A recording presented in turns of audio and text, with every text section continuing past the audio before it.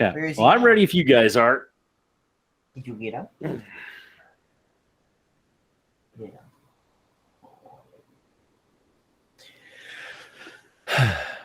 Sure. I think so. I was just waiting for that confirmation, you know. Oh, yeah, because you definitely everything that you do hinges on my confirmation. Are you ready? Well, yeah, good enough. I want that verbal confirmation so I don't go, and start the episode and you just get up and leave.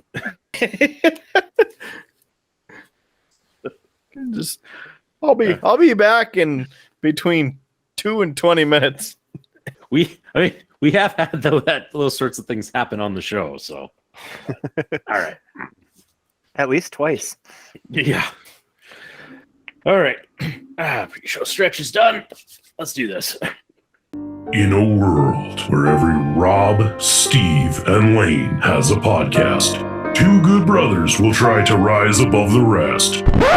Howard Blues and the Mark Kidder invite you to pour a cold beverage, pull up a seat, and enjoy time with friends. Welcome to Beer, Blues, and BS. Good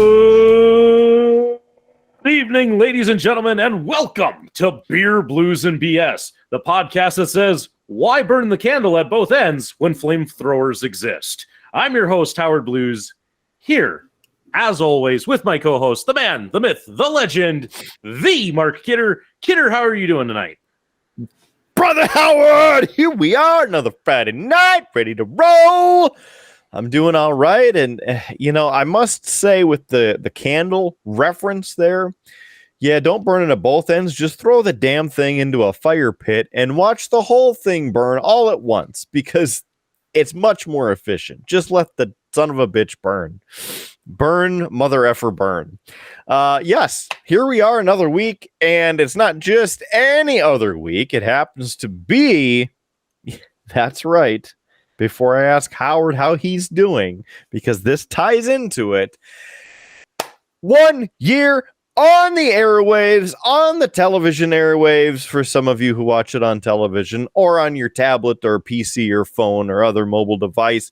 Yeah, Triple B hitting the big 365. Here we are. Howie Blues, how does that make you feel? How you doing? How's it going? Kidder, it has been a week. I know I say that almost every week, but at this point it's like a tagline. It's been a week. And I'll dive more into that a little bit later, because boy, do I have some stories to share. But Kidder, it's not just you and I. We have a guest joining us on this special 1 year anniversary episode. Who snuck in? And what? Sorry. Who snuck in? Who snuck in? Oh, I don't know that he really snuck in. I think it was more of, hey guys, I got beer. And we said, come on in. That's right. If somebody brought us beer, we know it's not Lane. It's definitely the local geek. And that's right. The local geek is back with us. Derek, how are you doing this evening? I'm doing good, guys. And thanks for having me on for the special 1 year episode. That's quite an honor to be invited to.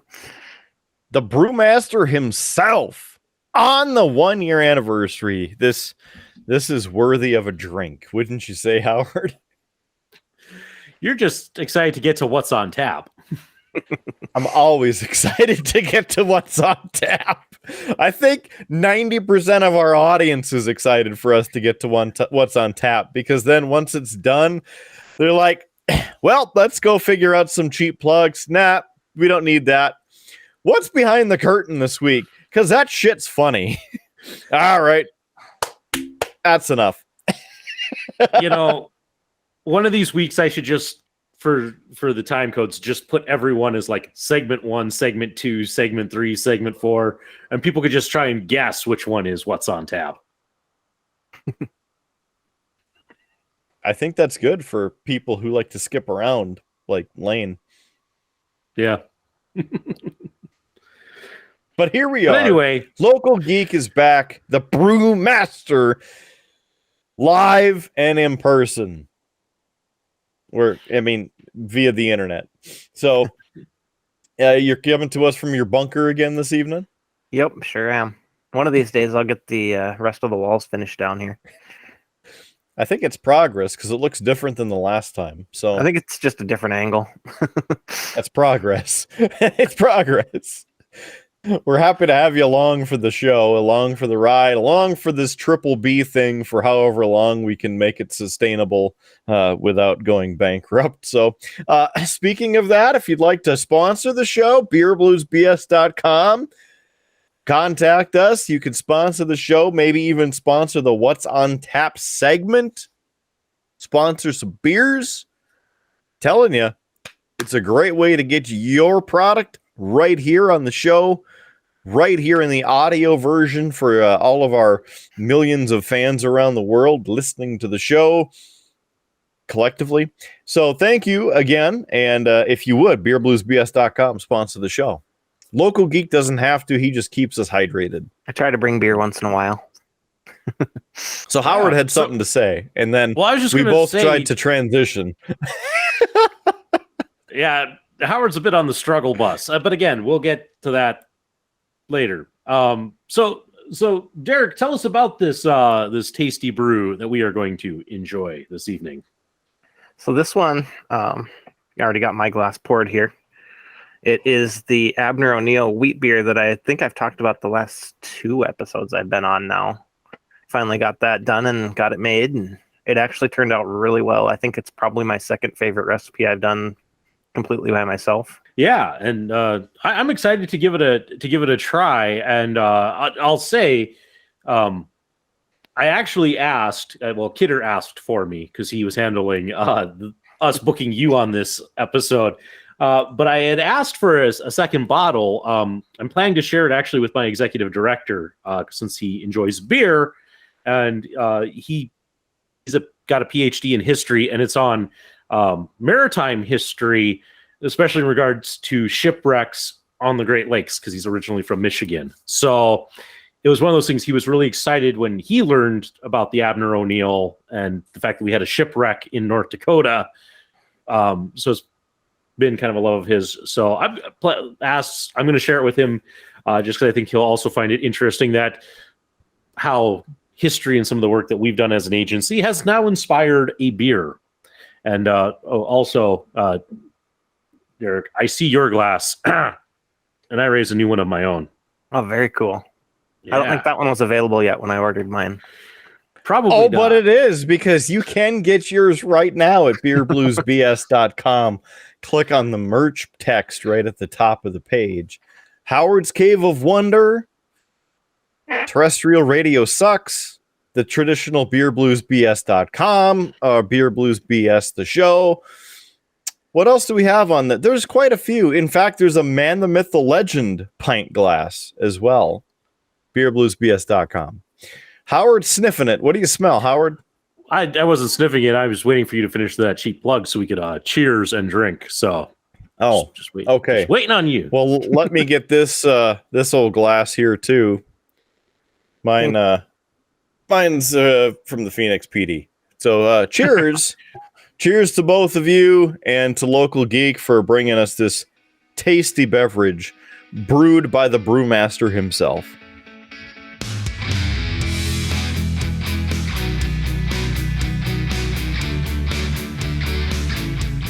There's a nice aroma to it. The golden ale aroma. What are some of the ingredients in this? This is actually a really simple recipe.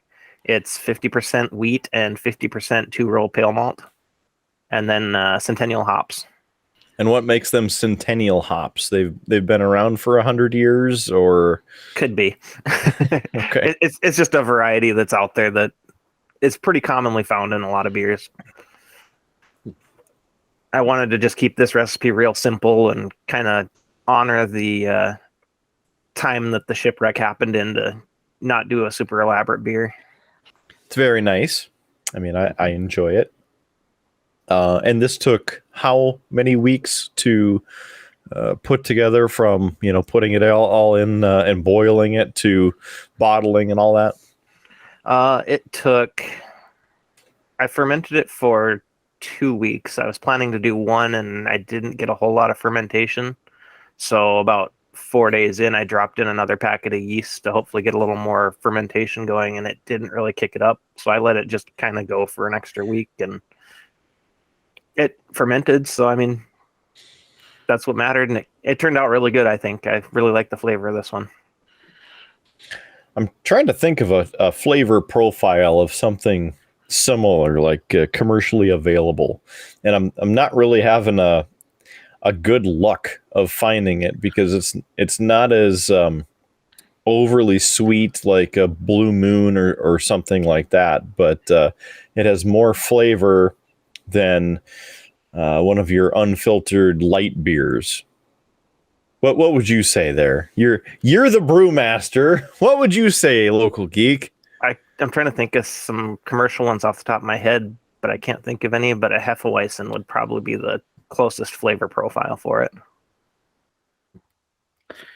Now, if I haven't learned anything from 50 some episodes of this show, when it comes to tasting notes on things like this, we can just make up words. We can say golden, sunshiny, grain, things like that. And the people make up their own mind of what that actually all tastes like. It's a bit wheaty. It kind of tastes like an old wooden ship, but better. Kidder, what's an old wooden ship taste like? And how do you know? I would guess that it'd be a bit dry. Maybe barnacle-y. Woody? I don't know. Get that good peaty taste. This isn't peaty though. I don't know. Haven't been up to the Abner O'Neill rec site, so haven't had a chance to taste or smell the area. You know what I mean? So we'll have to take a trip and compare. I never got the chance either. I thought about trying to run up there last summer when it was visible and take my kayak out, but I didn't get around to it. So, yeah, and by boat is kind of actually the better way to get to it, especially if you want to see it somewhat up close. So you can see it from the shore, but it's So, and depending, kind of with the snow melt and such, it may still be visible or not. So I'm hearing the river is going to be low probably next summer here, so it's probably going to be visible again, I would think. Yeah. So we'll see. I know they've done they did a lot of tests with it. One of the things that they tried to do was actually use a submersible to do some scans of it, but the water was too low for the submersible to really work. So I believe the plan is one of these times when the water level gets up a bit higher, they're going to try again with it. So it'll be interesting to see what comes of that. So according to the U.S.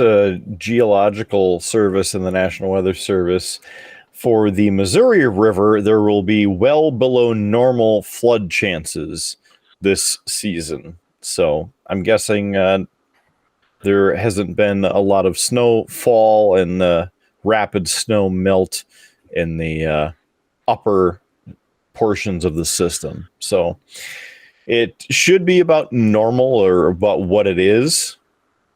So if it was visible because of how low the river was last year, it should be possibly about the same there. So they're saying that there's still a widespread persistent drought in the area and snow drought over the same area. So less than an inch of snow water equivalent in the lower portion of the Missouri River Basin. But the 15 to 21% below historical norms for the chance of flooding.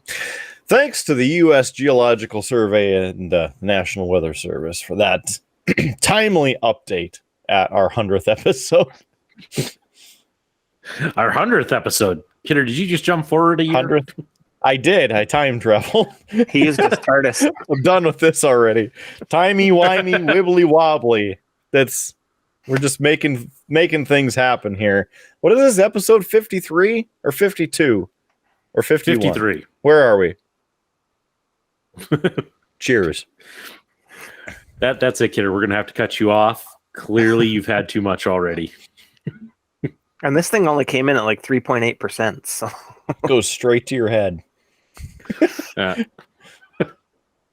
I'd make a timely joke of it going straight to the bottom, but we'll stay away from that one. So, what's new with you, local geek? not a whole lot's really new since the last time you guys had me on. Almost got the kegerator ready to go. I just need a few more parts and I'll have it ready to go. So my next beer's almost definitely going to be in there. That one's probably going to be a Irish red, but I haven't fully settled in on that, so it could change. Oh, that reminds me. I'm bringing this up on behalf of Howard because I know that Howard would want me to. We discussed this on a previous episode, but you happened to mention to me in a survey form, hey, what beers do you like? What do you think it should be next? And then when I asked Howard, hey, did you get that message from Derek? And he goes, what message? And I go, oh, maybe I shouldn't have asked him. No, that was actually for, I was going to stop and pick you guys up a couple crowlers from Dialectic, and I already knew what I was going to get him, but I wasn't 100% sure which one to go with for you. So I gotcha. Well, that's a very good cover. So good work on coming up with an excuse. It's nice to know I'm that predictable in what I might enjoy. If that's the true meaning behind the question, though, I have to ask, why IPA on the list? It's like putting cherry in an old fashioned. What kind of BS is this? I was listing off everything that Dialectic has on their brew board. So I left the sounds IPA like another good excuse right there. The one I was going to give Howard is the Wee Heavy Scottish Ale. Oh, okay. So I figured that was a easy one to pick for you. So that's probably a good choice. Mm-hmm. Mm-hmm. And the next time I'm on, I'll probably pick those up and bring those for you guys too. So I can't help but look at the run sheet, and somebody put on here history with Howard ? And it wasn't me. I put that on there. I wasn't sure if you wanted to discuss the Abner O'Neill a little bit more again or not. See, I knew it. My detective skills are still honed to a T. Look at that. I called it. I would debate that. You still haven't caught the murder bird yet.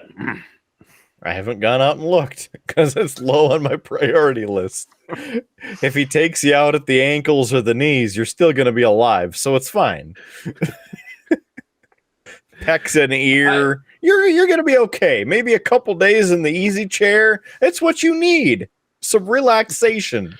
So I'm helping the murder bird help you. Come on. Yeah. I mean, I can talk a little bit about the Abner O'Neill.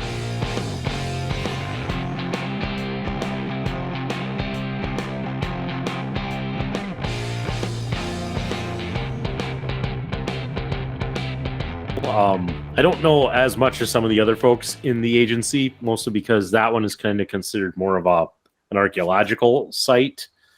And so therefore I don't get as many dealings with, but yeah, for those who maybe have missed us talking about in the past, the Abner O'Neill was a steamship that ran along the Missouri River that unfortunately sank, including with its cargo of wheat. And it's one of those things, like anytime that the river is low, you can actually see the remnants of it. And we've been trying to learn a bit more about it.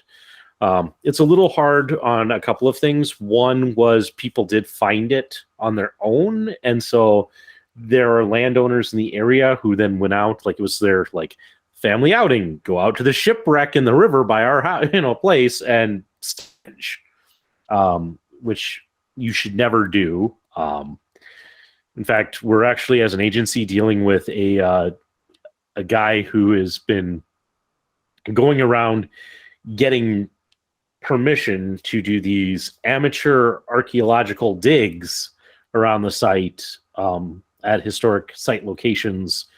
And he's been collecting bottles is really what he's into, but he's pulling artifacts out. Most of these are outhouse and privy locations. And it came up because he contacts private landowners, but he also contacts local museums and such.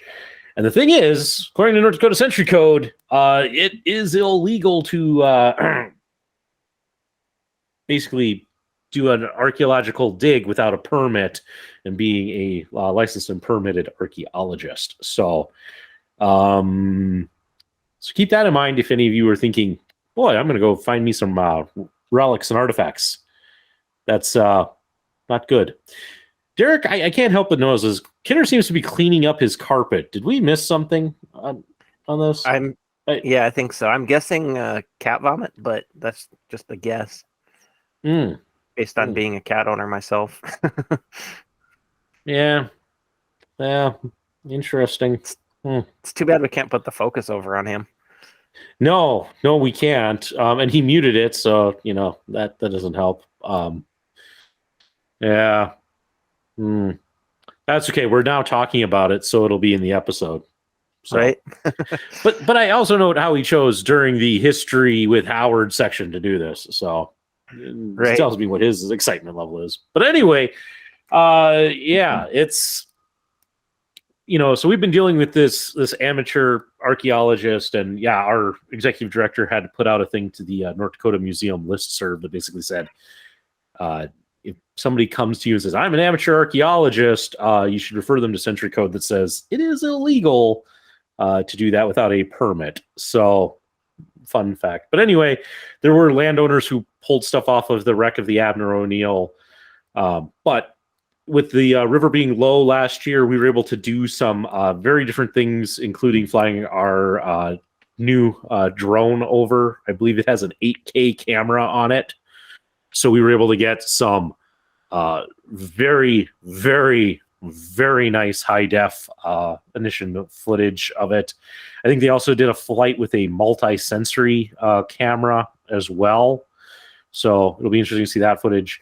One thing of interest that they have kind of learned about it from the wreckage is apparently when it hit the snag, because it was going downriver, it actually, when it hit the snag, it actually turned and cycled around. So the boat is currently pointing upriver, but it should have been going downriver at the time of the wreck. So just an interesting detail we've learned as we continue to kind of learn about this wreck and explore the wreckage of it. So really, it's a cool piece of history, and I will, of course, put some links in the show notes. So if you want to learn more or see some of the video footage we took of the Abner O'Neill, it's right there for you. And there we go. It's been a long time, but that's been a History with Howard segment. Woo. Good thing we got that intro for you. Yeah, except now future Howard's got to remember what music file he uses to go along with that. Good thing we have an archive on YouTube and on various podcast sites that you can find at beerbluesbs.com. You're going with all the cheap plugs tonight, aren't you, Kidder? I mean, not all of them. Seems like every time I'm on. Yeah, I have noticed that correlation.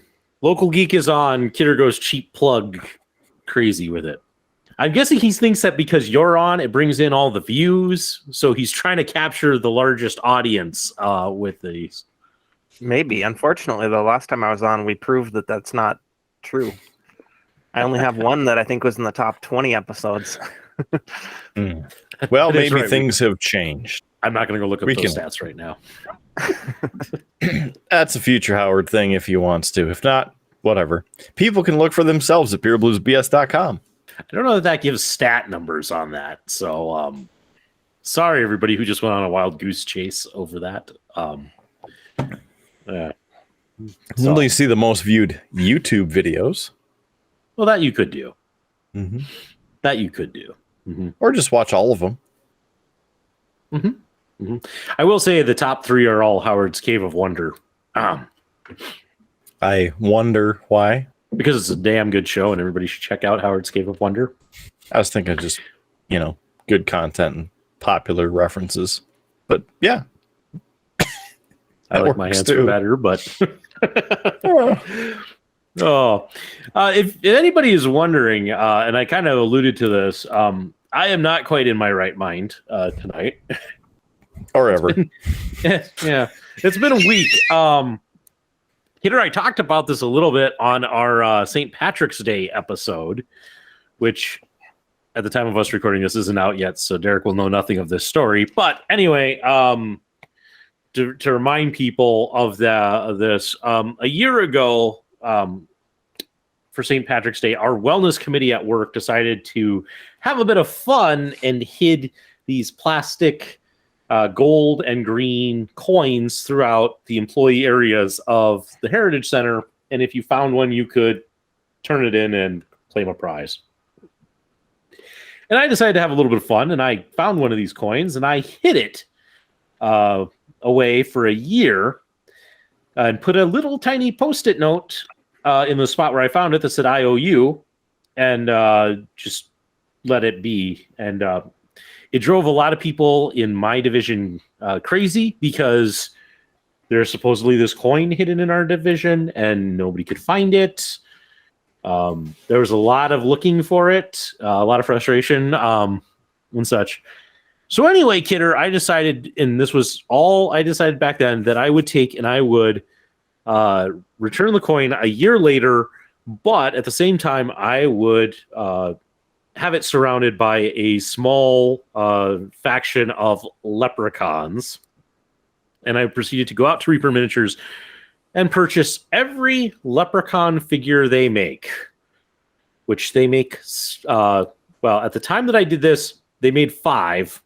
Of course, they added one this month, so I had to get that one. So 6. And of course, I wanted a set for myself. So, Kidder, I now had 11 leprechauns to paint. And just due to life and the craziness that I have going on right now, I ended up, by the time I got around to that project, I had 3 days to do it.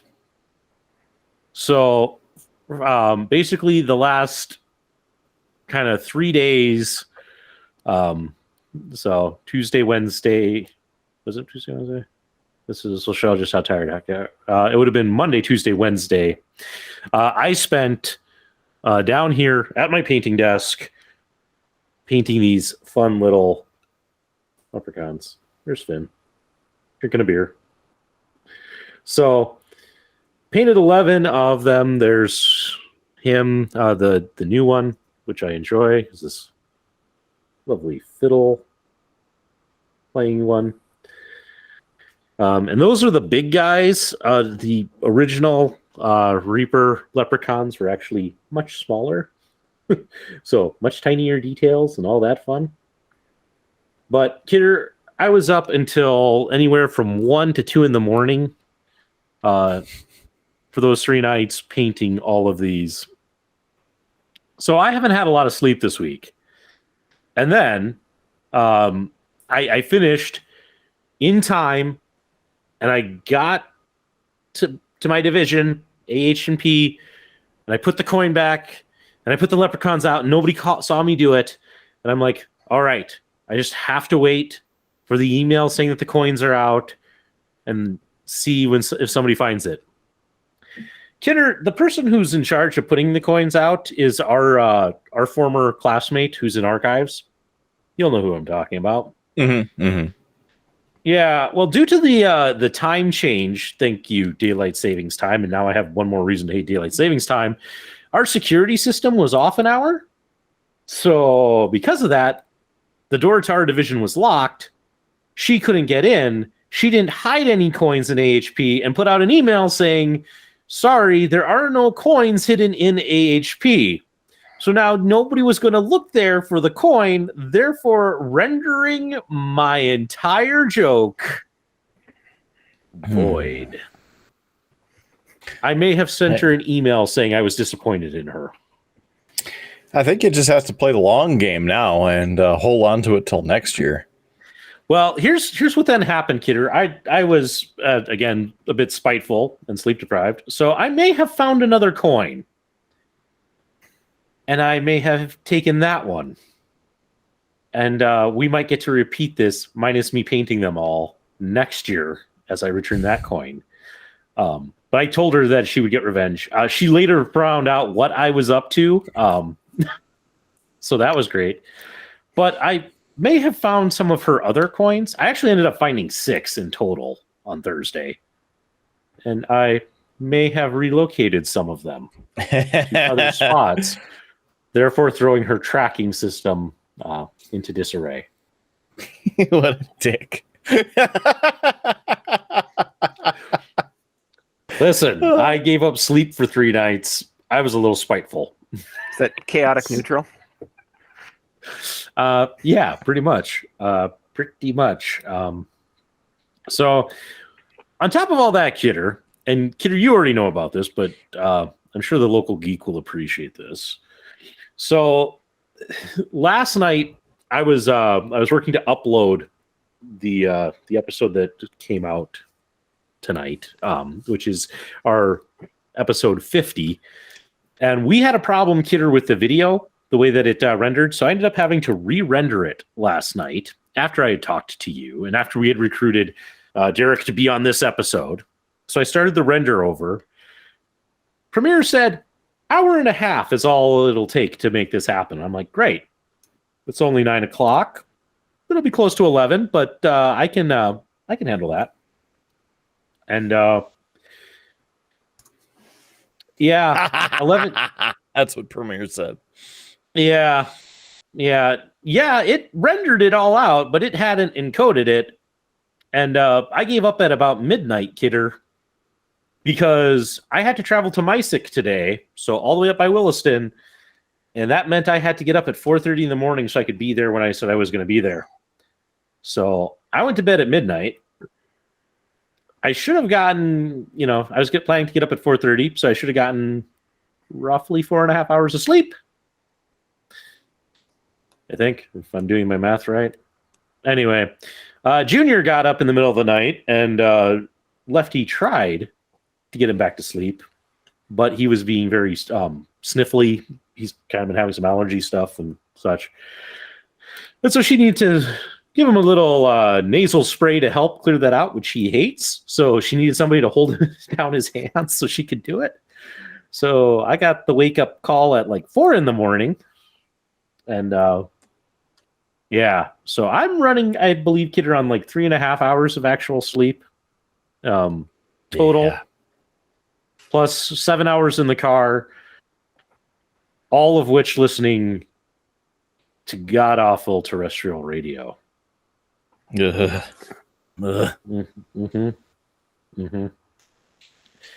play a quick game, guys. We'll call this, well, you guys know the game, 2 Truths and a Lie. So let's see if you can spot which of these radio things actually happened and which one I am just making up.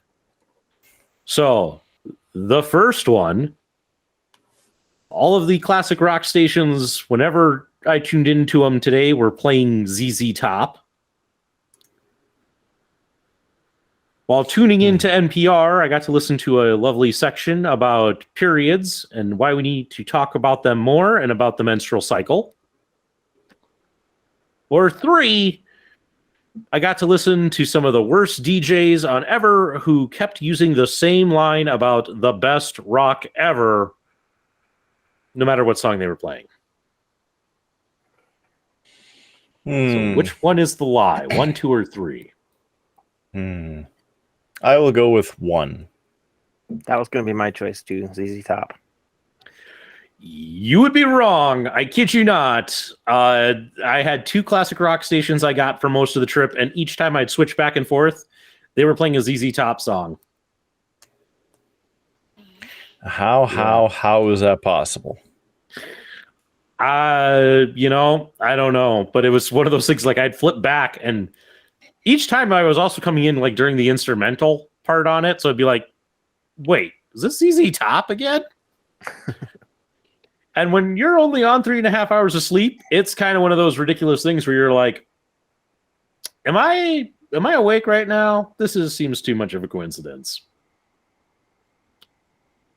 So that leaves 2 and 3. Which one's the lie? I'll go with number 3. Yeah, that seems the second one just seems like it was too obvious to not be the lie. You'd think that, and it really did surprise me though that when I turned on NPR and that's what the conversation was. Mm-hmm. But yep, you guys are now right. Yep, the third one is the lie. Yeah, I listened to about 5-10 minute discussion about how we as a society need to talk about periods and the menstrual cycle more.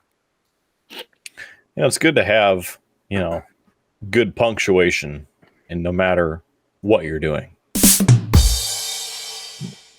I'm also all for proper education on punctuation.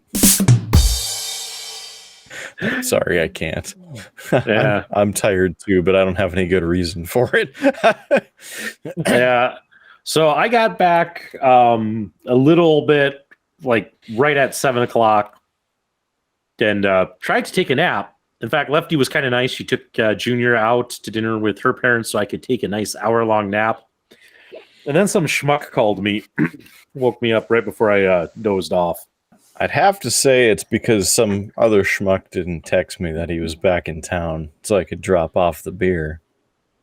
Yeah, that was my fault, but mostly that was because my phone died on the... Oh, man. This sounds like the river. It's just getting higher and higher with all those tears. Yeah, I ended up talking to Lefty a good portion of my drive home, so I didn't fall asleep.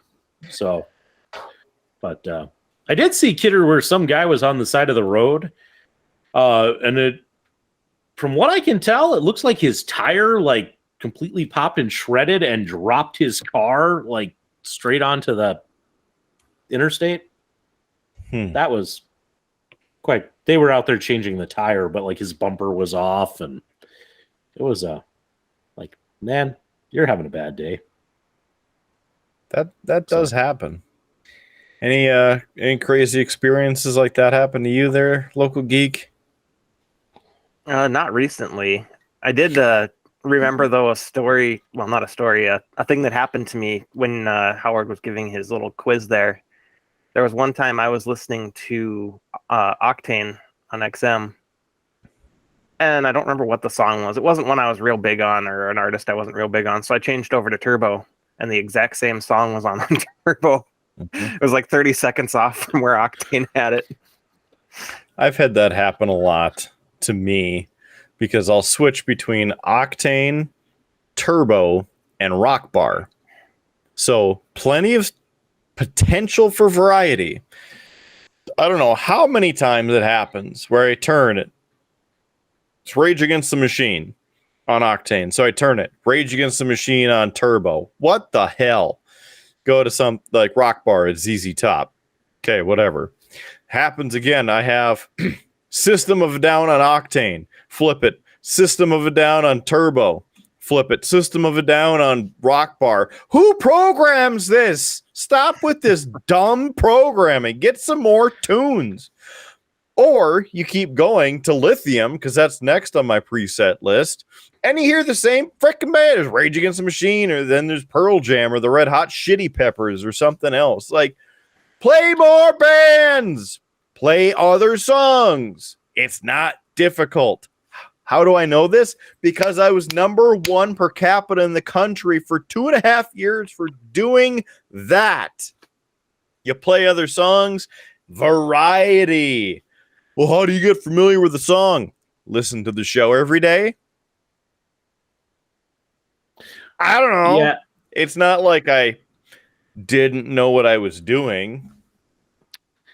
Yeah, I will say, like, the classic rock stations I was listening to today, they were playing variety, Kidder, but they were playing stuff that was like so obscure. Like, they play something like really like, okay, I know this one, I got it. Like, okay, like ZZ Top, and then like the next song would be some super obscure song. I'm like, I have never heard this before, ever. I'll change the station. But the number of times that it went from like super well-known classic rock standard to something that it's like, who? And sometimes like I would make it through the whole song and the way they announce who it was, and it's like, yeah, okay, that's a big name artist, but you know, this is like track 13 off their like second album, you know, that nobody listened to, or, you know, like I heard an AC/DC song today that like I had never heard before. Takes talent. Yeah, it does take talent. It was a good song. You know, if I felt like, hey, we should go for copyrighted music on this show and make an excellent theme song, because it was about drinking.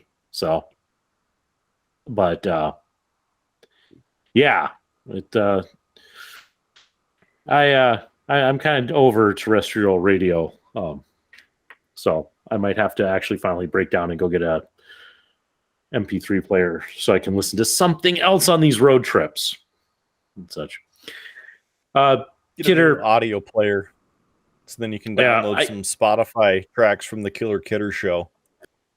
Yeah, I'll get right on that.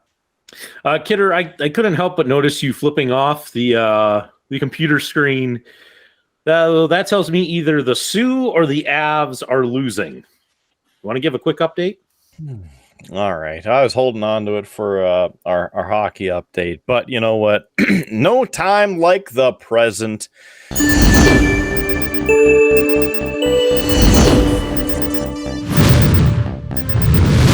UND officially loses to Western Michigan 4-2.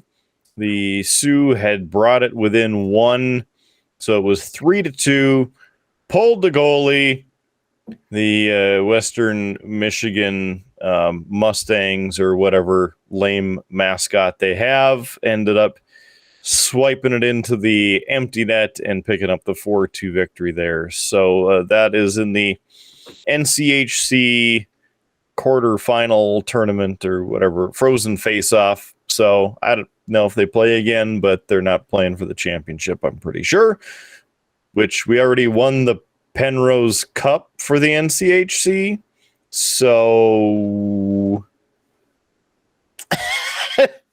that doesn't matter because we won the cup. Doesn't matter. I mean, as winning the cup, then should be going to the NCAA Frozen Face-Off actual tournament for the championship. So there's that. But and the other cheer was for the Colorado Avalanche playing in Denver this evening, and they are playing the San Jose Sharks. Avs are currently up 2-0.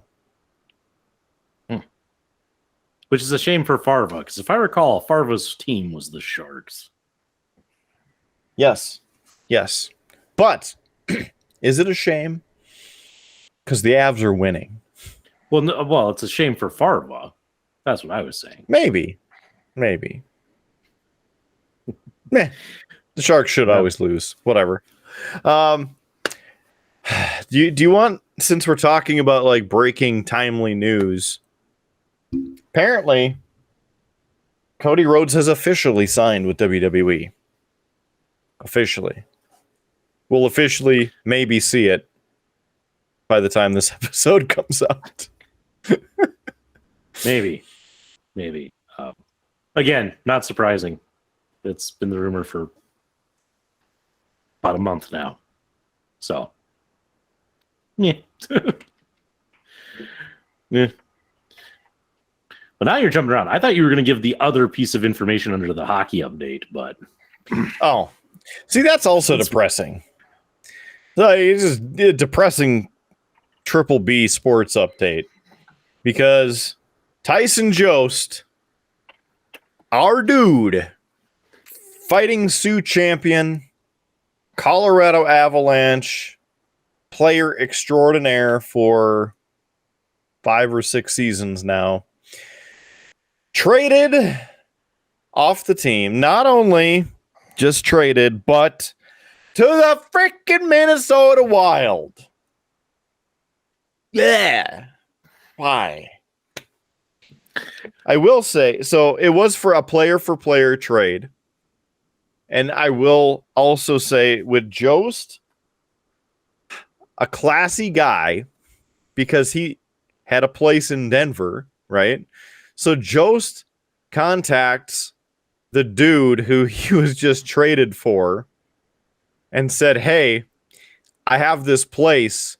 You're welcome to stay at my place because you're looking to get a place of your own. Like,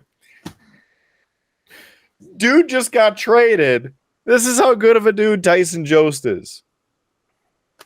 Come on, just killing me. But I wanted to share because the Sioux shop ended up having some cool stuff, including this Tyson Jost magnet right here. Pretty bad with the focusing as per usual, but I'll just read it. Shows his hometown, what his major was. His UND hockey career was the 2016-17 season, where he helped to win the championship, the NCAA Division I men's hockey title.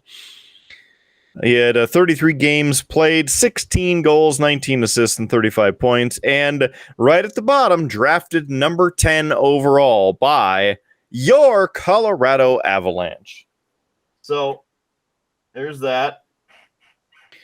And then they also mentioned that they have some real cool coin action.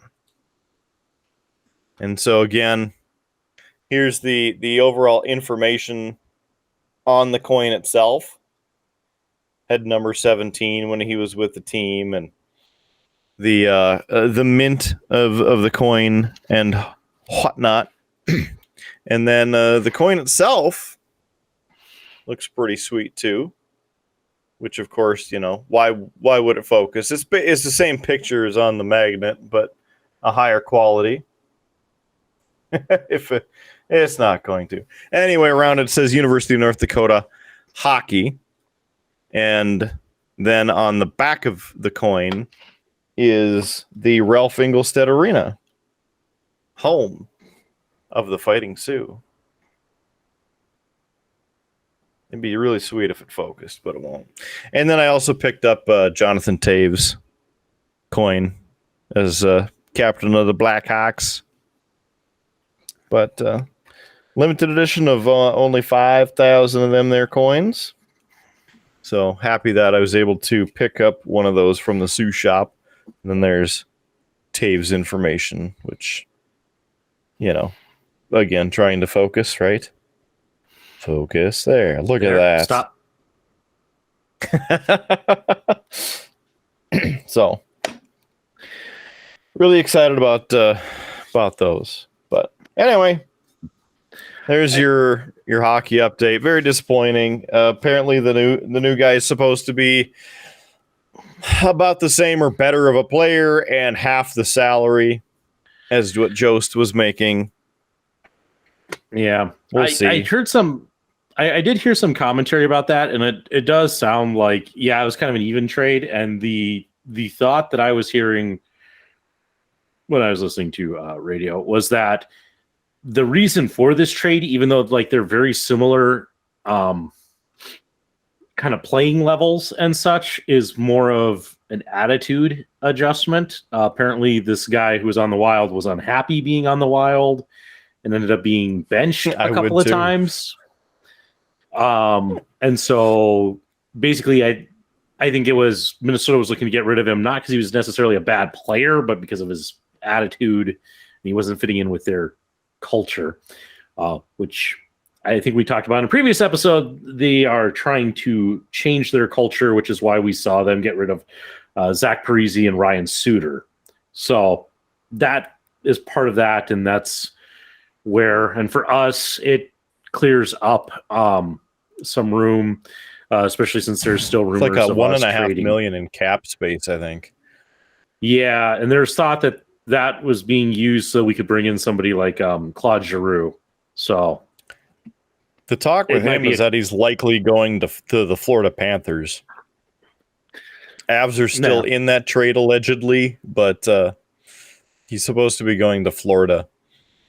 The other rumor I saw in an article is that Jost wanted to be traded 2 years ago.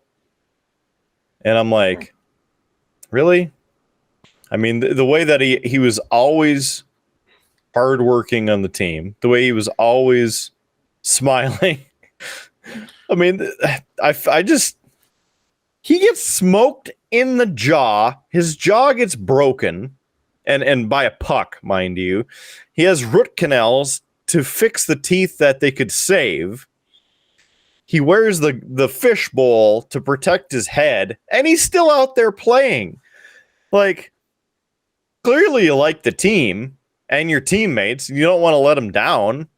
And that we're going to trade you the day after your birthday. That's, nah, I don't like it. Not a fan. And I know Derek isn't a fan. I mean, look at him. Derek is just like waiting for us to finish like the hockey talk, the wrestling talk, and get back to like what's on tap and other topics that he can contribute to. Oh, he can contribute. I mean, being a Fighting Sioux fan such as ourselves, he clearly is upset about Jost going to an inferior team. He's just smiling. Thanks, man. Leave me hang out to dry. Dry like my glass. I'm surprised he's not playing with the filters yet. Give it about 3 minutes. He's got to find the option because they keep moving that shit in the options in here. Oh, you want to look at this? Click this button. And then are you sure? Can you click OK to look at this? You want to use this? Click OK. This is a preview. You have to actually click OK to make it OK. Whatever. Yeah. So here we are. Another day. Maybe in the future. I mean, I will keep hoping that Jost will get traded back to the Avs, and then we can cheer for him again. It was also super weird to see Parise, because he's playing for the Devils now, if I'm correct. I think he's playing with Zajac. Who is he playing with? He's on a team with other former UND players, and it was cool to see his name and number next to other former Sioux players' names and numbers, even though they're playing the Avalanche and they lost. The Avs won. Maybe they should play for the Avs. He's playing the island with the Islanders right now. The New Jersey Island or New York Islanders. So there's that. It's on their roster. Where's their roster? How do you use this website? Why is it? It's garbage. Just trash. Why is it trash? I don't know. I don't know which website you're on. Clutterbuck's on that team now. The Islanders page. I just wanted to look at the damn roster. Clutterbuck. Nobody's used to play really for cared the about- Wild. He was a dink. Wow. I was gonna say nobody has cared about the Islanders since they lost the fisherman logo. Chara plays for him. And oh yeah, Semyon Varlamov is one of their goalies. So he was doing really, really well at the beginning of that game, and then the Avalanche just started peppering him with shots, and then he let 4 in, I think is what it was. So go Avs. Yeah. Do you want? I was gonna say, do you want to hit the one thing we have under the wrestling update, or do you want to do what's on tap round 2? I think this would be a great tie-in before what's on tap. Of course, the news last weekend after recording, the previous episode of Scott Hall ending up in the hospital after apparently suffering 3 heart attacks and then passing away, confirmed on the following Monday. So rest in peace, Razor Ramon. And hope you're, up with the rest of the old school talent, hanging out with them and doing some crazy shite. So thanks for the memories. Mm-hmm. What's your favorite Razor Ramon or Scott Hall match or moment there, Jake? I'd ask Derek, but he's wondering who Scott Hall is. More or less, yeah. I had heard of him, but that was about it. Yeah. I think the best one, Kidder, is his WrestleMania ladder match against Shawn Michaels. And partially because that is what grew the ladder match into something good. Before that, ladder matches tended to be just here's a ladder and we're going to climb it. And all they really did was the slow climb to the top. There wasn't the spots. There wasn't using the ladder as a weapon. There wasn't things that that we now come to love and enjoy about a good ladder match. It was just the slow crawl, and that was it. That was like all that gimmick was. It's kind of like the door on a steel cage where they're just doing the door's open. I now have to move half the speed to crawl. Yeah. But that was probably one of the better moments. Him getting pinned by the 1-2-3 Kid because the Kid had been a jobber on Raw and such, and the fact that he got the pin over Scott Hall, it was kind of the first time that made you actually think, wait, a jobber can win a match? So those are some of the better kind of old school moments with Scott Hall and as Razor Ramon. So I'd say really any of the NWO classic stuff for me. I wasn't a big WCW guy at all. I mean, I'm still not. I really don't have the interest in going back and watching WCW, but even the adaptations when they brought back NWO in WWE back, what would that have been? 2002 to 2004, somewhere in there, when NWO was taking over some stuff, and then they brought back DX and they were feuding and whatnot. Definitely not when they brought back NWO and DX to fight in Saudi Arabia. I still haven't watched that, and I don't want to, because that was apparently pretty bad. Howard's thing, or was that? No, that wasn't DX and NWO. That was DX and the Brothers of Destruction. That match was supposedly terrible. There was actually a DX versus NWO encounter. It was at WrestleMania as part of the Triple H versus Sting match. You had DX come out, and then you had the NWO come out, and we have spent more time talking about it than it really deserves, because it was pretty bad. Pretty bad. Sounds good to me. So rest in peace, Scott Hall. We'd ask Derek what his favorite moment was, but we'll just say NWO, and then good to go. So what's on tap? Round 2. We're bringing the deuce. And I pull out of the fridge tonight, since we only had 3.2% in the Abner this evening? 3.8.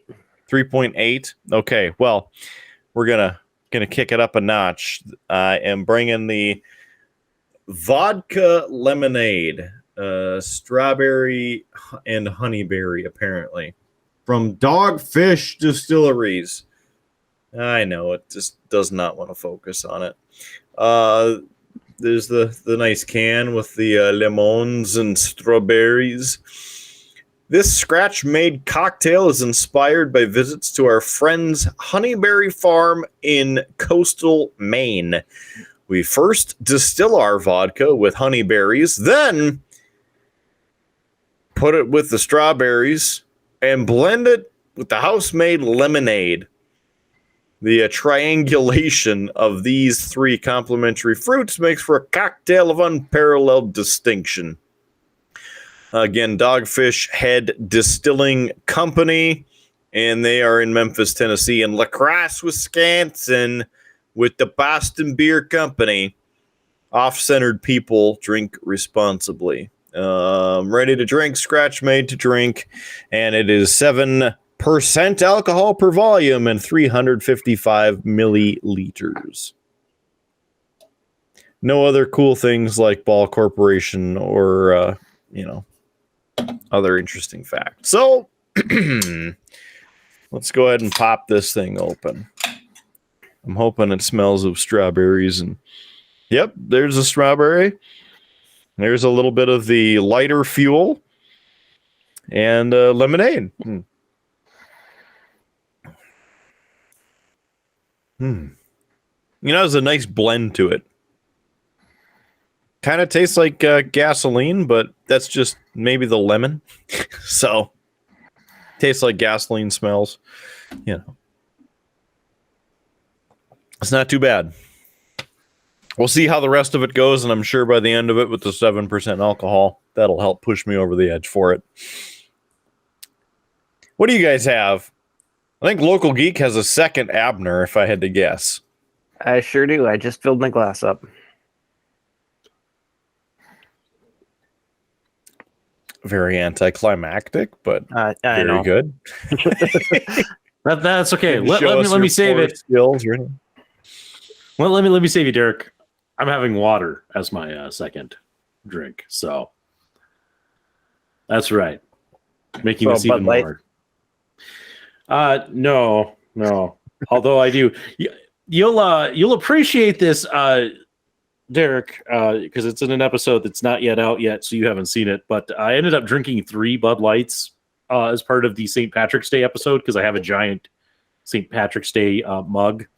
And I said to Kidder, I said, I've been drinking so many weird and different beers on this show that, Bud Light is pretty tasteless now after, drinking lemon stuff that punches you in the face or tastes like you're licking a pine tree and things like that is just, it's just not that exciting. So, no, I'm just having some plain water just because, again, being as sleep deprived as I am, I don't need to add hungover on top of everything.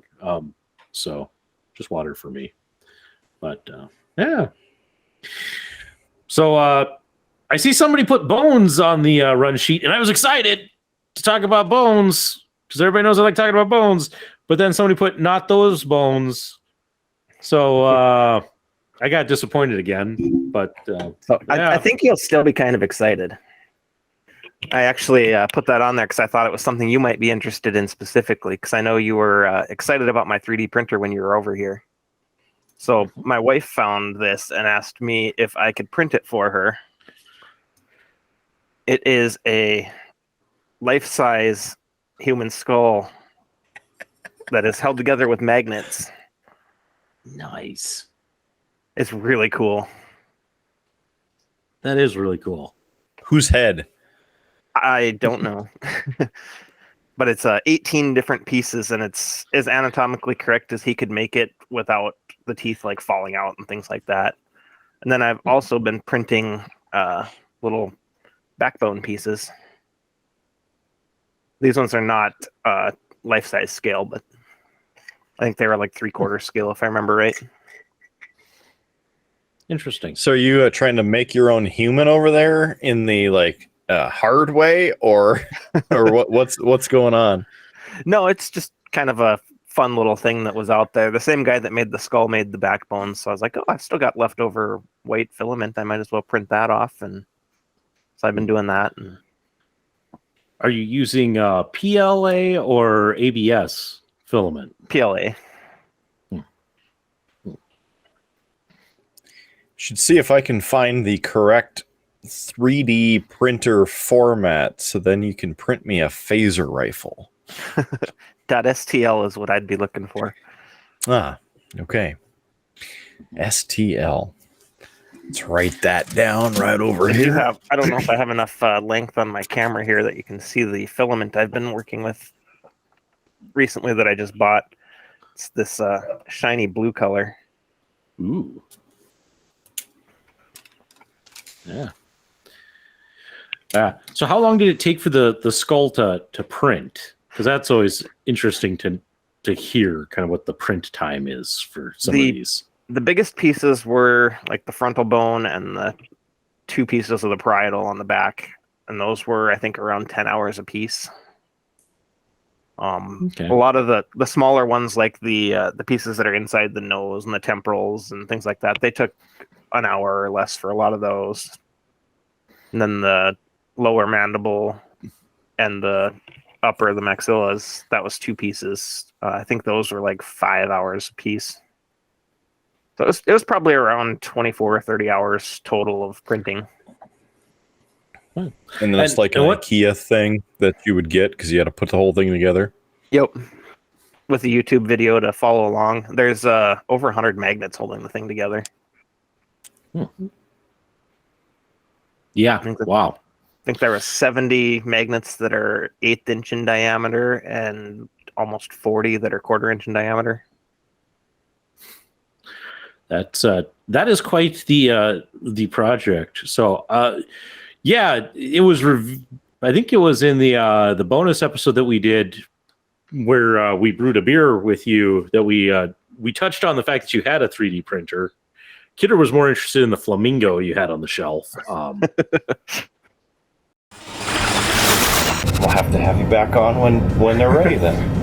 You can tell us about a little bit more. Right. Taste profile and what you've been up to. And why you have pink flamingos.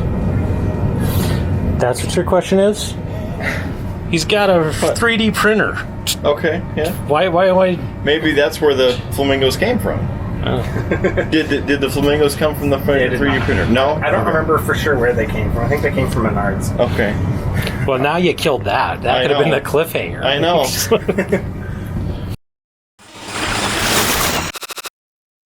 But what type of 3D printer do you have? Mine is the brand is XYZ, and it's the Mini W model. So I'm limited to a 6-inch print bed. So actually, the base for this skull I had to have somebody else print for me because it's just barely bigger than my 6-inch bed. Do you do a lot of 3D printing and such? I kind of go in spurts when I find some cool stuff. What I'm actually using that blue filament for is experience tokens for a game that we're just picking up to play once a month called Numenera. It's a role-playing game. Mm-hmm.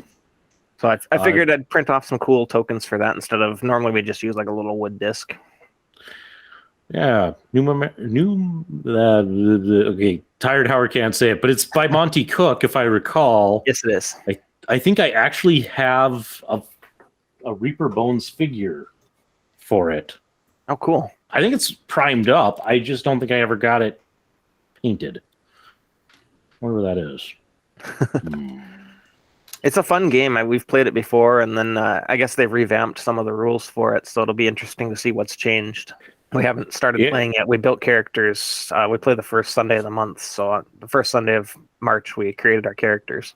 Nice. My character is a Delver, which they're basically like scavengers. They go through like the mines and whatnot, and they'll scavenge the parts. The premise of the game is like 8 civilizations have risen and fallen since the current civilization that we live in. So it's like 1 billion years in the future, and you just find stuff like you find a cell phone and have no idea what it might have been used for. Yeah, I'm not that familiar with it. It was more of like, as I said, I have one model for it. I think it's, I forget. It was some like mutated bear figure. Oh, cool. I just thought it was cool. Was really it's like, oh, that's a cool thing. I'll paint that. So, I haven't played that one. But I haven't had a good chance to do any role playing since my group disbanded after the end of the Star Wars campaign I was running. So that was we haven't played since the little guy was born, so it'll be good to get back into it. And once a month is an easy enough schedule to be able to not get overwhelmed with it. Oh no, wait, I did play one on. We did. My friend Jonah, he's a big fan of the Dungeon World system, and we played a small campaign before he moved to the cities, which was interesting because the character I ended up playing with it, you kind of choose a class, and then you have moves that you can do. So like I was playing a fighter. So one of my moves was, bend bars, kick open the door, which meant that I could break stuff basically if I on a particularly good roll. And the character I played was this fighter, but I didn't play it like the usual fighter. It was a guy who had been raised by bears and thought he was an actual bear.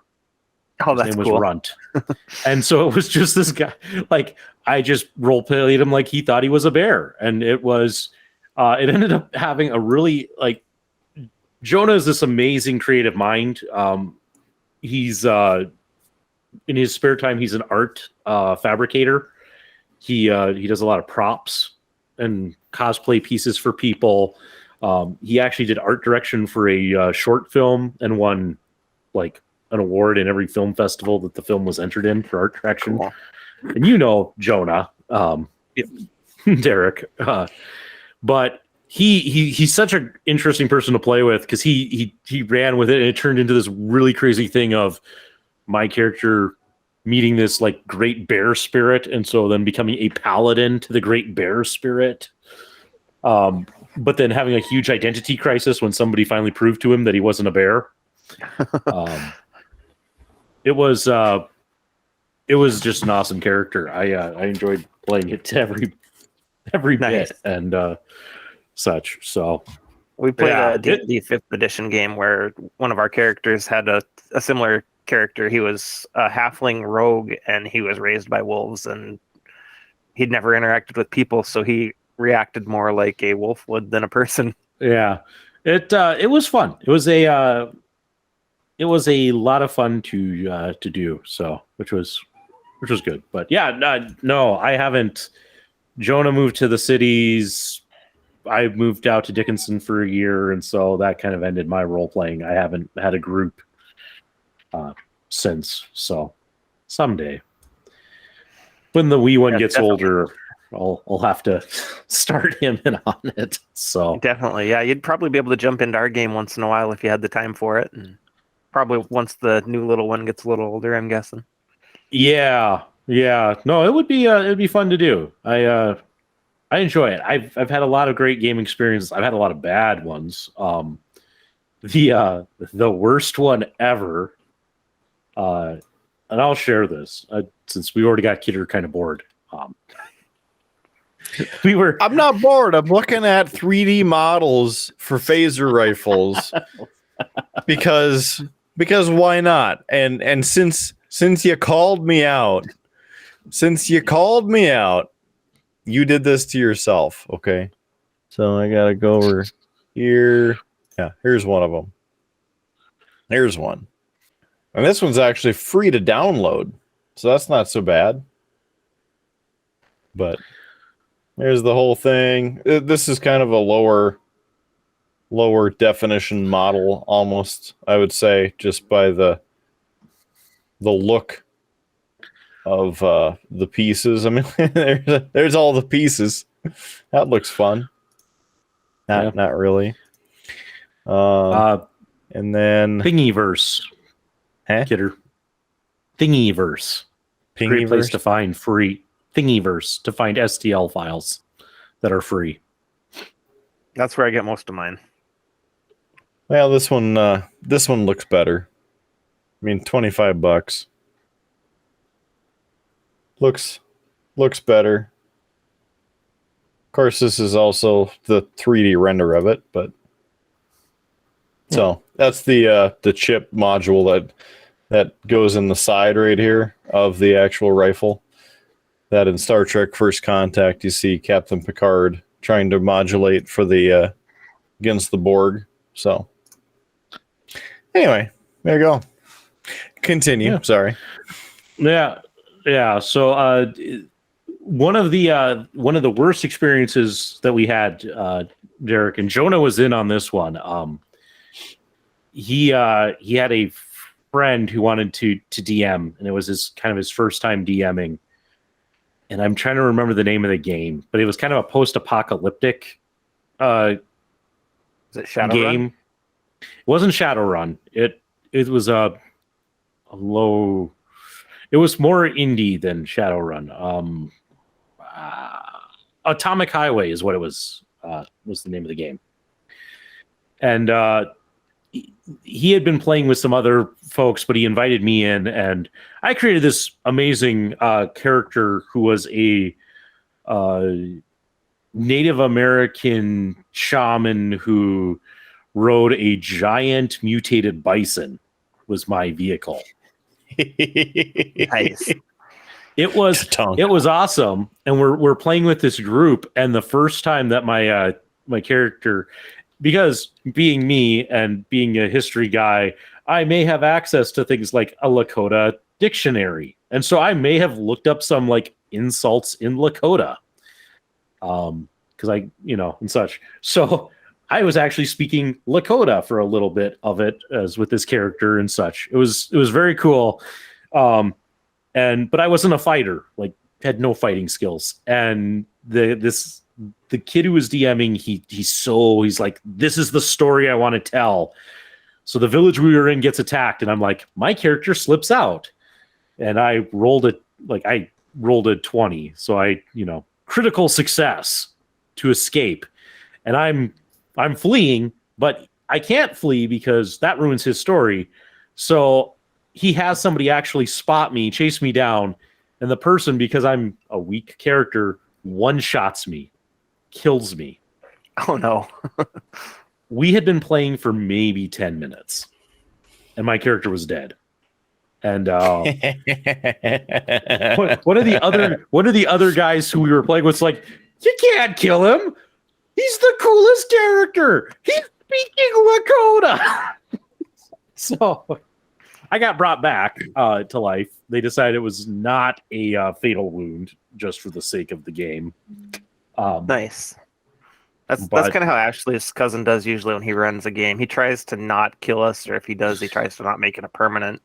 Tries to keep it so that the players enjoy the game, not that he's out to kill them. Yeah. But then it evolved into us, like, as the party, finding this hideout of this secret group of resistance people and having to go through a set of trials. And with these trials, like, only one member of the party could participate in each trial. And so I waited and I waited and I waited for a trial where my character could do something. And we finally get to the last trial, and it's like, clearly this is Howard's time. He gets to do something. And the kid had just clearly ran out of good ideas for what the trials are. And he goes, well, you enter this room and there's a pile of dirt. You need to dig until you find the key. That was it. That was what my trial was, to dig a hole. Like, all of the other ones have been like combat or like agility courses or like these crazy puzzles. I dug a hole. And again, like, everybody, the whole rest of the group is like, oh, poor Howard. gets one-shotted, then spends the whole rest of the game waiting for his turn to do something, and when he finally gets a turn to do something, it's dig a hole. We still talk about that game. It's a great example of just really bad DMing. And Jonah tried to help the kid afterwards and like, hey, can I give you some pointers to help you out? And the kid didn't want to hear any of it. He thought his stuff was good. And needless to say, that ended the campaign. So this super cool Lakota character who I have still in a binder, because I have a binder of all my past characters, is there. Yep. And maybe someday he'll get to come back out of the binder. But I've got one of those binders too. It's only missing one of my characters. It's my very first character. And I had to surrender him to the DM and create a new character because of something with the story that happened. And so he ended up becoming the bad guy in the campaign, and we had to ultimately defeat my first character.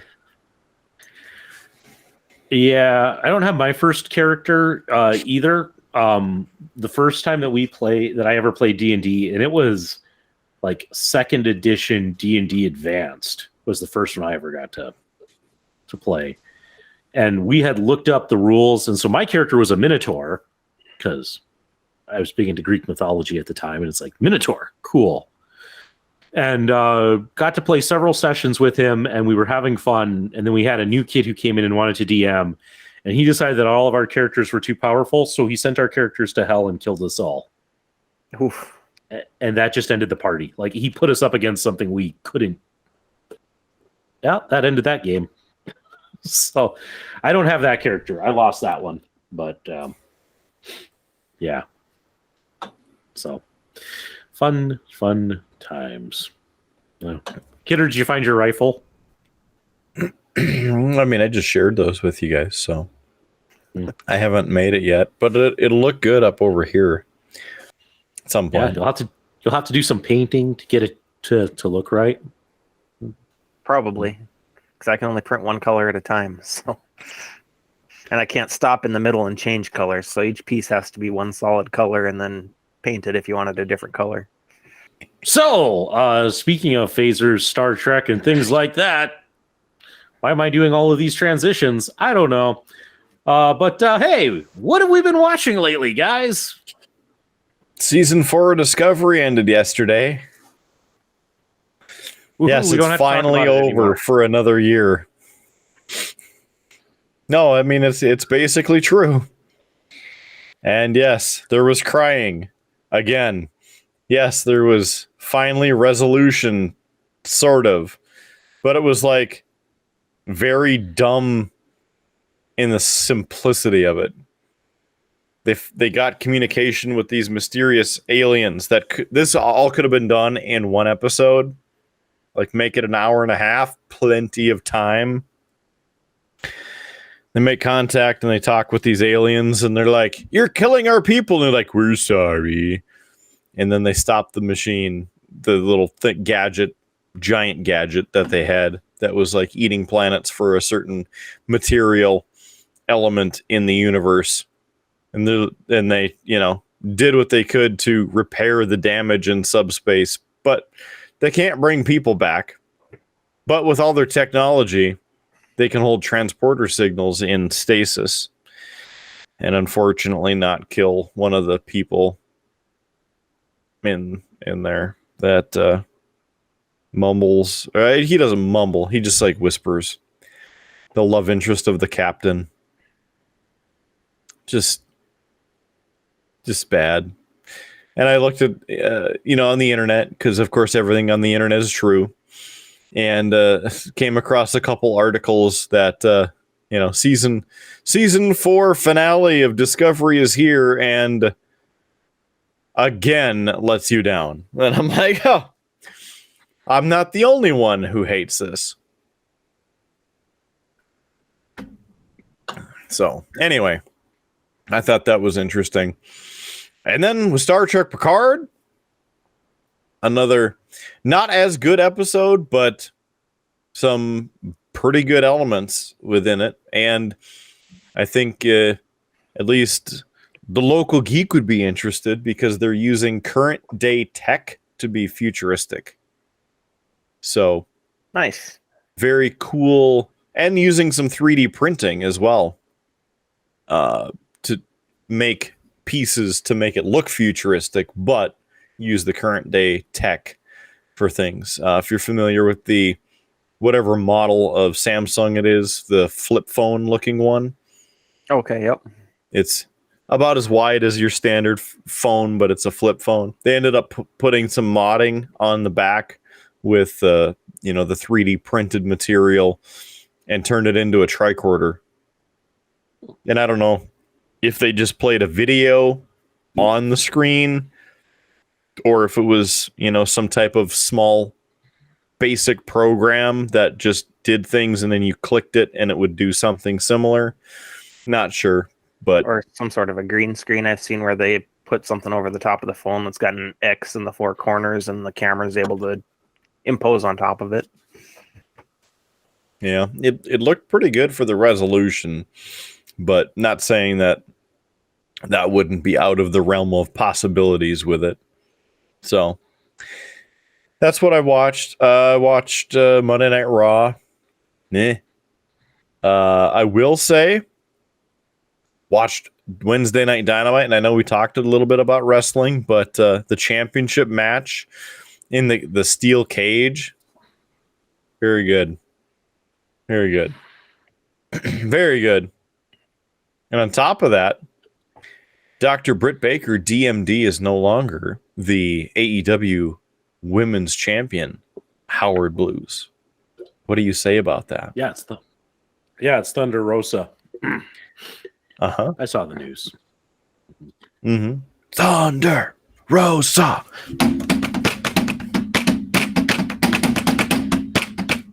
I mean, they were going to have to take the title off of her eventually, but anyway, that's about all we've been watching. We watched the Disney movie Encanto a week or two ago, maybe 3 now, but whenever it came out, it wasn't bad. I actually enjoyed it to decent degree, and they make a Doctor Who reference in the middle of the movie. Don't know if you caught that, Derek. I know you're not really into Doctor Who, I guess, but actually, I'm somewhat into it. My wife's more into it, but okay. Well, there's still time for you. I don't know if she caught it though. I'd have to ask her. So when they all the neighborhood kids come into the house, and then they have the new room for the new kid, and they open the door and they look in and they start walking in. They're like, "Wow, it's bigger on the inside." Nice. Classic. I haven't caught that, but that is something I would have caught. But we've watched it enough times that I don't pay a whole lot of attention when it's on anymore. Well, now you have something to pay attention to just for that area of the movie anyway. That's really the only Doctor Who reference in that movie. There's also, since we're on this subject and you've watched it long enough, there's a new version of it on Disney Plus, the sing-along version. So you can put that one on and have the kids sing along to the movie. Or I guess you can too if you want, because you probably know the lyrics by now. Oh yeah, they've been stuck in my head. He's actually not wanted to watch it in the last couple weeks. Surprisingly, and I don't know if Howard's gotten to this phase yet. The thing he's been wanting to watch lately is not a cartoon. He has been wanting to watch Jurassic Park. He's very into dinosaurs, and he watched it at daycare one time, and he came home, and that's all he's wanted to watch. So now we watched that like 100 times in the last 2 weeks. Yeah, we haven't gotten to that. We're still stuck on Bluey or Sesame Street. Oh, Bluey's fantastic. Bluey is fantastic. Although I'm getting to the point where I'm like, I'm ready for like a third season because I've seen them all. Right. But I will say what I find great is that Junior has picked up some of the games out of Bluey. So like nice. we play Octopus, so when that episode comes on, he will like if he's sitting in my chair, he'll get up and he'll over to the back of it and do the whole octopus noise and all that. He has a xylophone, so we do play the Magic Xylophone game. Nice. So we do that. Yeah, so there's some of those games that we have kind of pulled from there, and he will play. So it's fun. It's fun. So yeah, it's a good one. My mom has watched a few episodes with him, and like the one she watched him this week, and so she saw the Tickle Crabs episode. Oh, on that, and he just happens to have gotten a pair of pajamas for his birthday that have crabs on it. So she babysat him the first day, and they watched that episode, and then he wore his crab pajamas. He refused to take them off so that he could run around and pretend to be a tickle crab. nice. Yeah, it's pretty good. It was pretty funny. In fact, he was so insistent that he continued to wear his pajamas that my mom had laid out clothes for him, and she went to go do something, and he went and he grabbed the clean clothes and threw them in his hamper so that they were gone, so that he could continue wearing pajamas. Nice. He's a bit devious. I'm a little worried for the safety of the world with the way that he's going. So. We have found with Jurassic Park, there's one scene that he does not like to watch. And it's the scene where the T-Rex is chasing Jeff Goldblum's character in the Jeep. That's the only scene that bothers him. The T-Rex is chasing anybody but Goldblum. He doesn't care. So we don't know if he's attached to Jeff Goldblum or afraid of him, but... Interesting.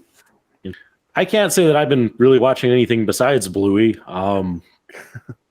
Paint drying. I would say that I watched something while I was painting, but actually I was so focused I didn't. I actually listened to music, which is rare for me to do while painting, but that's what I was doing. I was jamming to tunes as I tried to stay awake and paint. Any new Straight Line Mission videos? You know, I've been on a pause from them because I kind of have. I think I've found most of the good ones, so now it's just kind of painful to watch some of them because you just. Sure. I'm down to kind of like the people who it's like, yes, they saw the original GeoWizard one and they're like, I gotta try this and get views. To like I'm now down to like the ones who really didn't try all that hard. Like the last one I watched was like 3 teenagers trying to walk across a nature preserve, and like they get to their first like water obstacle, and the one's like, nope, I'm gonna walk around it, and he goes and walks around the lake, and it's just like, you're not even trying. So yeah, I haven't done a look to see any new ones, but the Avs scored, and so Kidder is celebrating. He's not interrupting. There's the interruption.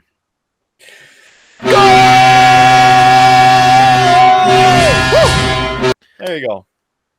There's the goal horn. And that was on a delayed penalty, even.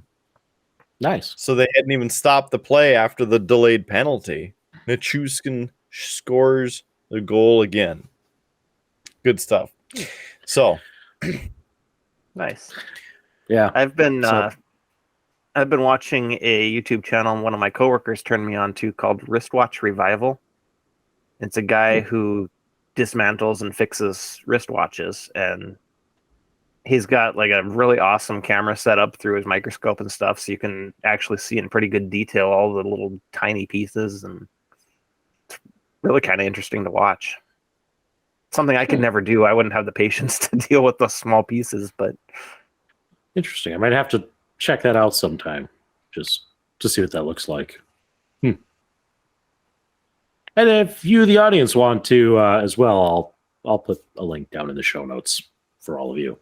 You're welcome. you said you were listening to music, so I was curious what music you might be listening to if there's something new. Because today, Fozzy released a brand new single, and it's pretty good. So, what about you? Nothing new. I just pulled up iTunes and just hit shuffle. So just kind of shuffling through my entire music library, which like I haven't sat there, Kidder, and figured out like the sheer amount of hours or such of music that I have, like you have for the Killer Kidder show on Spotify. But I will say I was surprised a couple of times where I'm like, wait a second, I have this song. So that was interesting. So no, just stuff I've listened to a bunch, but it's been a while since I've listened to kind of through my library, especially since I've been missing my iPod. So yeah. What about Local Geek? What tracks you listening to? What are you jamming to? Mostly I just listen to whatever's on Octane. So I've gotten a few new ones. Shinedown just put out a new one that's been on there. Planet Zero. Coheed and Cambria's got a new one that's been out. There's a few others that have been new on there, but I can't think off the top of my head what they were. There's quite a few, and some of them are good, and more of them are bad. Yep. But good. So Local Geek clearly listening to the Killer Kidder show playlist because along the same lines there of what to listen to. Our kind of last topic on the evening, since this is our big 1 year anniversary special, we thought it'd be fun to do a little bit of a retrospective. Okay, I just put it on the run sheet. I don't know if we actually agreed that would be fun. But thought it'd be a good time to look back at all of the episodes we've done and maybe share some of our favorite moments, our favorite episodes, favorite guests, even talk about some of the past things we've had on the show for what's on tap, things that we remember. How about that intro? The show intro, not the intro to this segment. I know. Local Geek is like, what are you talking about? It's the same thing it's always been. Joke's on you, Local Geek. That's okay. So, guys, what are some of your favorite moments from the show?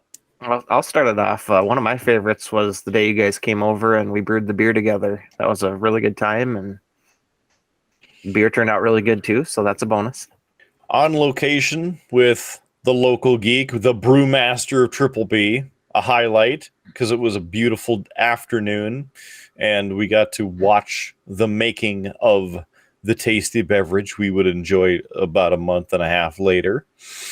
Also talking with Blake Bedsole of Saul, enjoying some of the celebrity statuses and music world and continuing that conversation. And really just getting together pretty much on a weekly basis and getting to do this. Yeah. I'll throw in one I'm surprised wasn't Derek's. I bet it's the one I was gonna say for my next one. Which was the time I got attacked by the beer Derek made. Is called the Mini DNA, and I can't take credit for the recipe on this one. This one was actually a recipe that was given to me by Dialectic. When He's squirting a damn beer all over the place. We haven't won the Stanley Cup yet, damn it. Cut that crap out. As I mentioned earlier, Celebrate like you have. I was a big customer in 2018. So in early 2019, when we found out that we were pregnant and we're talking to them, I asked them if they would be willing to make a beer to release when he was born and let me help them make it in their brew house. So this is the beer that they ended up making, and they gave me the recipe for a small batch of it. So the name of it is Mini DNA, which... What the hell are you doing? Are you having a shower? Good God, man. Calm down. It's a beer. Yeah! It's fighting pretty good. We're going to have to break out the sacrificial hoodie again. Oh, my gosh. He's going nuts over there. So with my name starting with a D and my wife's name starting with an A, we thought DNA would be a good name for the beer. And then they added the mini to it since it was going to be for the mini version of us. And Awesome. when we were talking about it, I suggested doing a stout because Sorry. That's the fastest I've seen him drink in a year. Oh my god. at the time It's gonna be fun.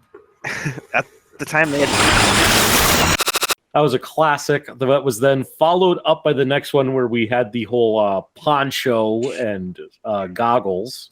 So both of those were good moments, classic moments, as they will. yeah, for sure.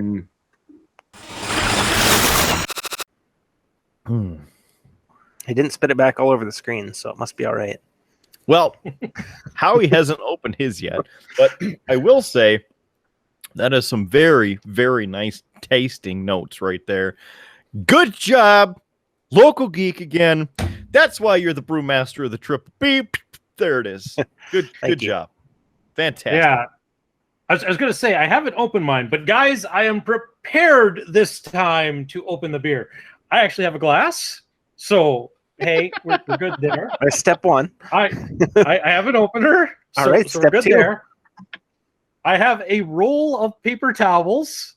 So That was going to be a suggestions after the last one. yeah. But I have more. I went out and I bought a poncho. So let's break this out.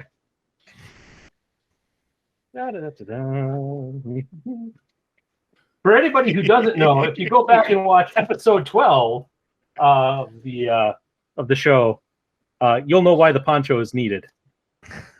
This is great. He looks like a Smurf. Oh man, we should have got you a bow to put on top of that. Oh, it gets better because again, being prepared.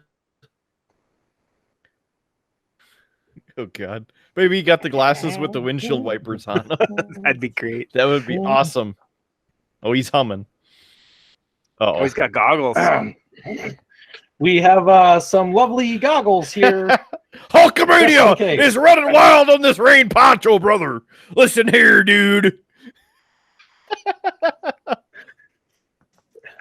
Yeah, let's. He can't even see. He can't even see what the hell. Oh, this is great. This is classic Triple B right here. No, he can't even see where he put the glass. I can't. Are those tanning goggles? Actually, because we've been packing up the house, because we are T-minus 7 days from the move, the only swim goggles I could find are a pair of Junior's infant-sized goggles. So these things are pretty small, and like my eyeballs are right up on the lens. So this will be interesting. But here we go. Let's see how this.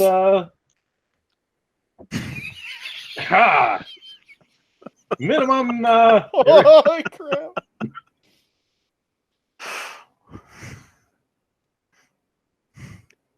Say something. It's got a nice head.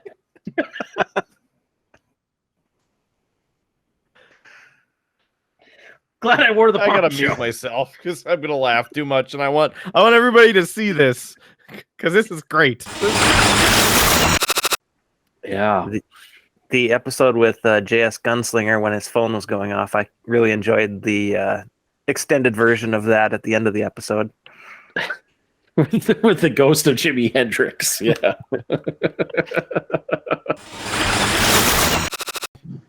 How's it going, Jake? All right, been going all right. Crap. I didn't know he was coming over to our houses. No. Do it good. Doing good. I'm almost done with this Avalanche beer. So And your thoughts now that you're like 3/4 of the way through? What are your thoughts? it's all right. Tron? No, I just thought somebody who's gonna start playing guitar. The late great ghost of Jimi Hendrix, everybody.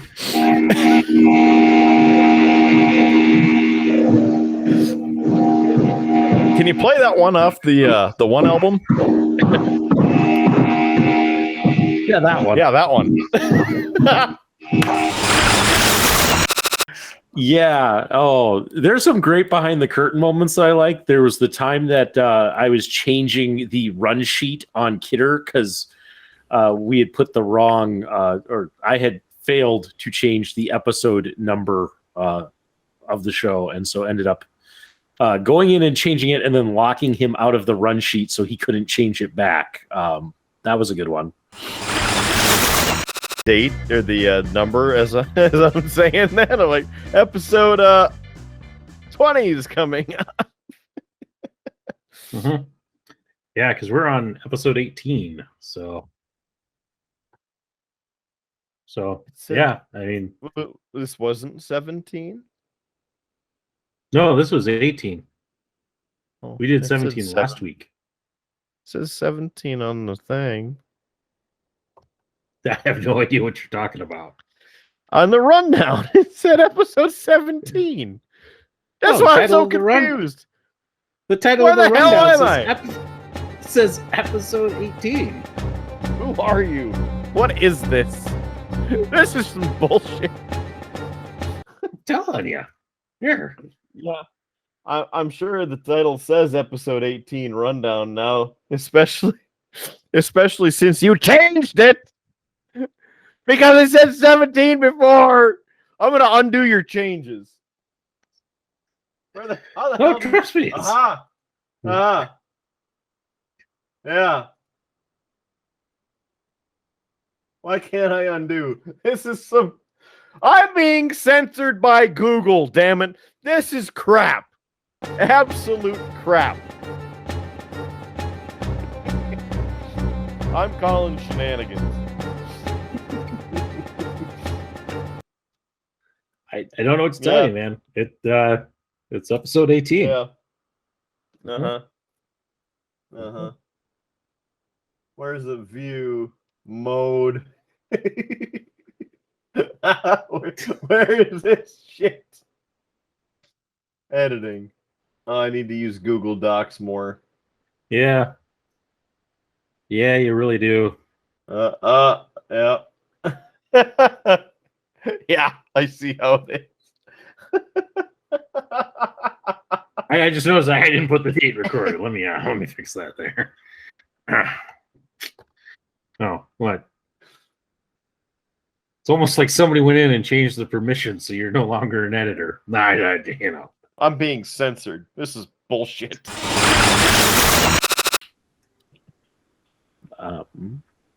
There's another one I thought of too that was in kind of a behind the curtain. Oh, of course, from the episode Drafted, Rum Rock and Rumors was also a classic, especially the fact that was all improvised on the spot. Oh yeah, strap in for the hardest rockin' podcast in the world. That's right, this is a full octane show. So grab your beverage, pull up a comfy seat, because we're about to rock your socks off. This is Rum, Rock, and Rumors. And here are your hosts, Howard Rock and Mark Kidder.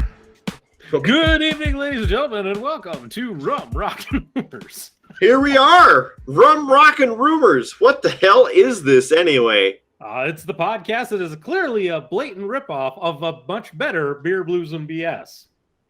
I seem to remember that show. We were on that, right? Like, just now? Just a few minutes ago. No. A few minutes ago? Man, that rum really does something to me. He don't ever give me rum. Why are we on this show? Because we were drafted. So we might as well get right into the topic, Skidder. Let's find out what's on the top shelf. Well, it looks like on your top shelf you have a ship, and I believe that's the movie Pacific Rim.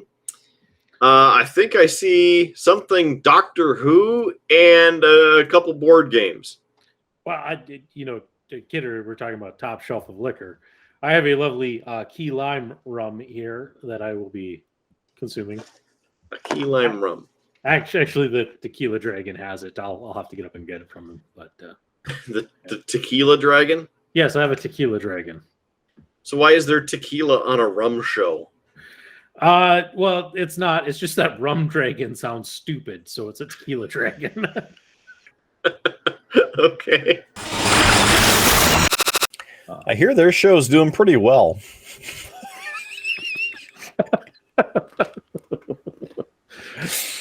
Maybe we should Really? go be on that show. We could get some more views. Have some better topics. I don't know. Wow. How We about got drafted. favorite episodes? Was there a favorite episode that stands out that you? So beyond just a moment, like a whole episode that. I think it's really what you did with the series. You know, your Howard's Cave of Wonder series really very insightful and interesting to see the whole process for finding miniatures and painting them and the history and story behind them and like your perspective on that. But of course, I really enjoyed the Kidder's Captain's Log series because of all of the Easter eggs thrown in and the shenanigans that you had because I was having a bunch of shenanigans doing the damn thing. And then, of course, us being able to do this remotely from, you know, anywhere, whether it's Las Vegas or Rude Boy Kyle's backyard or above and outback in Minneapolis. Those are some of my favorites too. With a holiday gas station illuminating the background, just like this light that I have behind me. Yeah, two of the ones that stand out for me, and they're actually fairly recent. But one was the Triple B of Doom episode, where we drank 3 terrible beers over the course of the episode. That one was pretty stellar. Also, you could go back to Fat Bears and Killer Wedgies. That one I enjoyed very much as well. So those were kind of two of my favorites that we have done that stand out to me. I hate to pick one on my own, but Enter the Brewmaster is probably one of my favorites, mostly because of the exploding beer. But that really sticks with me. Like anytime I think about the show, that's one of the first things that comes to my mind is the.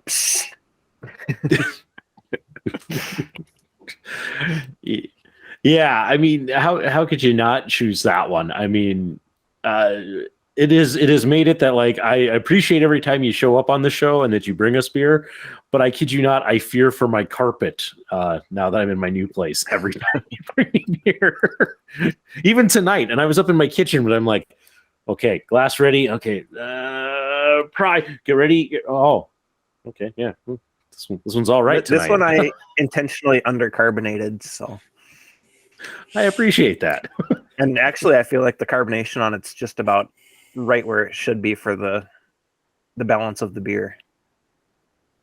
Yeah. I noticed that too because I mentioned it to neither of you, but I was doing the old back and forth a little bit much, probably 45 minutes before we started. And then I was thinking, well, this could be bad or it could be just right. And when I popped the top there,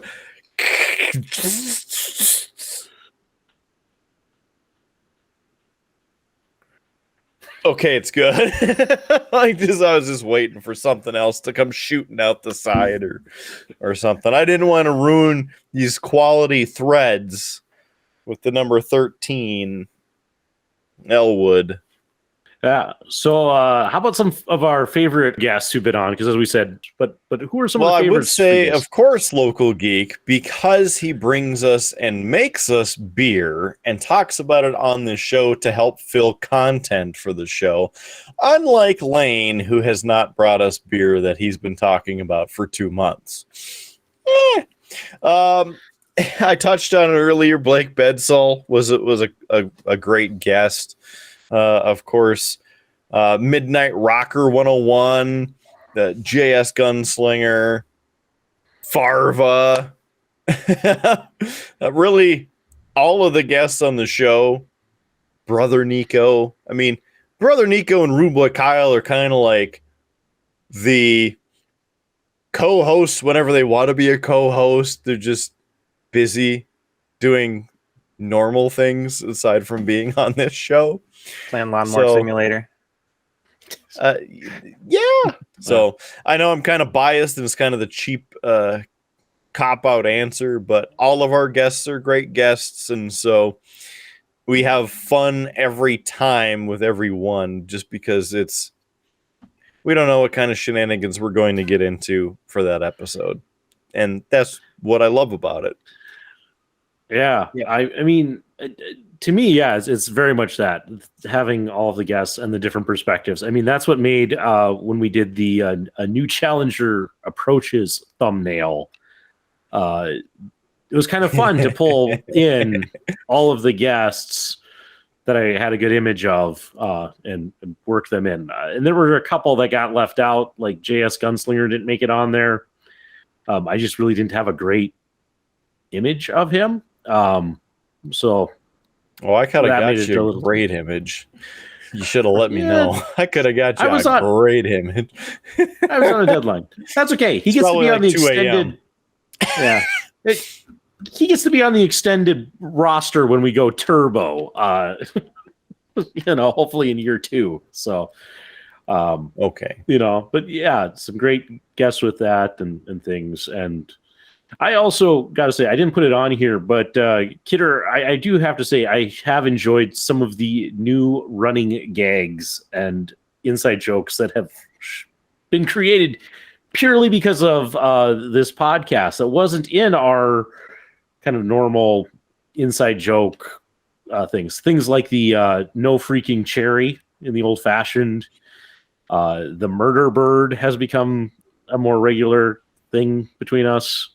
And yeah, the saying sorry to future Howard, that one happens quite a bit now these days.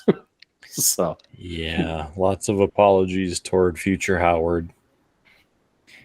Sometimes sorry, not sorry. It has to happen. Certain F-bombs just need to be said. He's shaking his head. No, they don't. Yes, there is an appropriate usage of the F-bomb.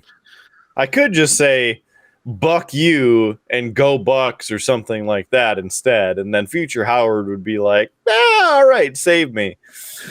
But it just needs to be said every once. The bomb needs to be dropped. Kidder, I know you kind of scrub through the episodes after they come out. You don't always get around to watching the full thing, but there was an episode where I did randomly replace words that you were saying with the beep sound effect. Oh, perfect. Probably made me sound better. Thank you. So that did happen. I can't remember what episode that was, but I did do that once. So... yeah. I also noticed when you're going through the list of all the guests, I think you nailed them all except the gentleman from Indiana. Yeah, that Big D, he was on one episode and it took him like 60 episodes to get on the show. And I include all of the wrestling ones because those are the ones that he would actually be interested in. So clearly he didn't want to be part of the show. And then finally it was fine. I'm getting complete razz now, so I have to be on the show, so then these suckers will leave me alone. I think that's what it was. Well, and what's funny is that when we invited him, he's like, yeah, I'd love to be on the show. I will troll the two of you so hard, and then like we started, it was like episode 8, we started calling him out, and we actually started kind of the preemptive trolling him and have done it almost every episode. There are a couple episodes where we did miss. Went easy on him. You get a bye week. So, but he missed out on so many opportunities on the both of us. I mean, he has all this material, all of those previous shows that he could watch, but he has to watch them first. Kind of like Lane. But that one turned out pretty well. I'm very happy with some of the editing that occurred throughout the course of that episode, especially the mail trucks. That bit was great. Yes, that was quality. The racing mail trucks. And our graphics have improved significantly since we started. The visual appearance of our sets and the graphics. I mean, look, we have lights now. How about that? What do you think, Local Geek? Do you like the accent lighting? I do like them, and I've actually got mine on too. You can't tell too much, but it's green. You just can't tell with my regular light on. Here, let me help you. There you go. I help you out. I thought about changing mine to blue when I saw both of you guys had blue, but what the hell, man? Actually, what the hell?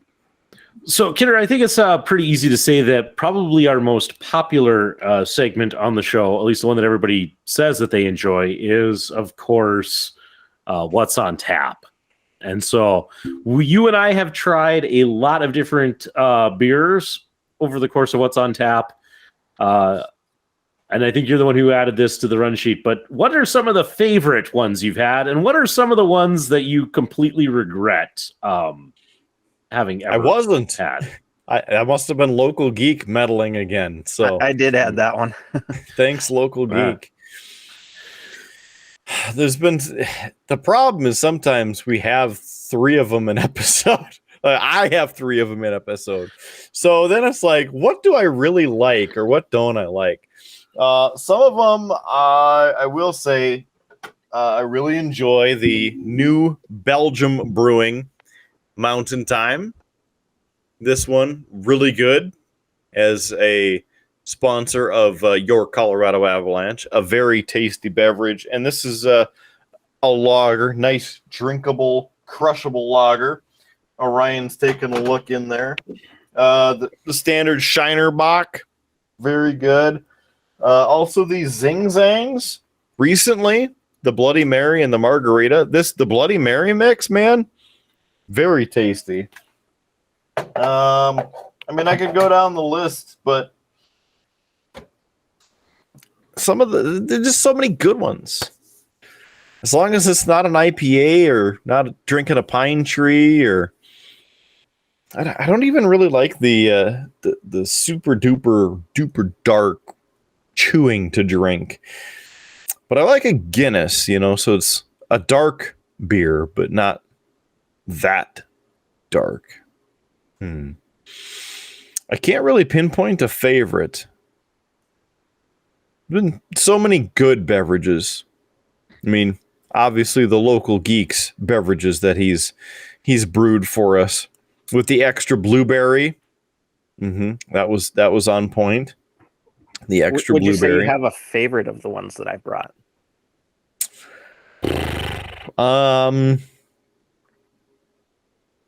I think the one with the blueberry again. The I don't want to say the 2.0. The most recent one. The Abner's a close second. I meant the blueberries. Yes. The more recent of the 2. Yeah. You get that extra flavor in there, so then you know it's blueberry, not that you've just had 50 samples and you think that it tastes good. Yeah. I like that one. Nice, drinkable, like easy drinker, if you will. So, all of the beverages you've had on the show, Local Geek, have been your own brews. So they're pretty much like all your favorites. But I did have a dialectic one time as a round 2. But of my beers, my favorite one that I've made that's completely my own recipe is the Blue Moon clone that I did, the Luna Azul. How about non-created beers? Boy, my probably my favorite commercial one is going to be I like 1554 by New Belgium. I also really like Cold Smoke.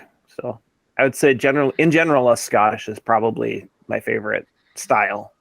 Obviously, Howard loves the Cold Smoke. And then if you go to the local breweries, Dialectic Sour is probably my favorite. I was actually talking with Trent Luce recently about our show and beverages because he told me he's gotten into darker beers recently. The darker the better. Just kind of the chew through your beverage. And he brought up Cold Smoke that he discovered it a couple years ago. Yes, Ryan wants a Cold Smoke. I don't have any. Derek didn't bring any. But Trent said he got into Cold Smoke a couple years ago and he loves it. One of his favorite beers now. And I was like, man, that's old news. I've been on that for 12 years thanks to Howie Blues over there. He's like, oh, they've been around a long time. I'm like, yeah, I don't know how long they were there before that, but I think it was quite a while before I figured it out. But that's another good one. What you say, Howie Blues? Yeah, I think you got it right. That Cold Smoke is definitely probably my favorite thing that I've had on the show. And I think when I had that, it was very much I'm having this because it's my favorite beer. Period. So that one was good. Of Derek's beers, I was trying to decide what I like better. I want to say that it was actually the Brill Grease was my favorite, even though it did get me. Not as bad as the Mini DNA, which will forever now be at the bottom of my list. No offense to its namesake or who it was made for. But no, I understand you don't really care for the fruited ones generally, so I kind of figured that one either or the Blue Moon would be at the bottom of your list. The Blue Moon clone was actually pretty good. It'd probably be for me Brill Grease, the Blue Moon clone, and then the Abner here would probably be my third. So I was to give them a quick ranking of them. So yeah, but I mean I have had some good stuff on the show. But we've also had a lot of bad stuff on the show, Kidder.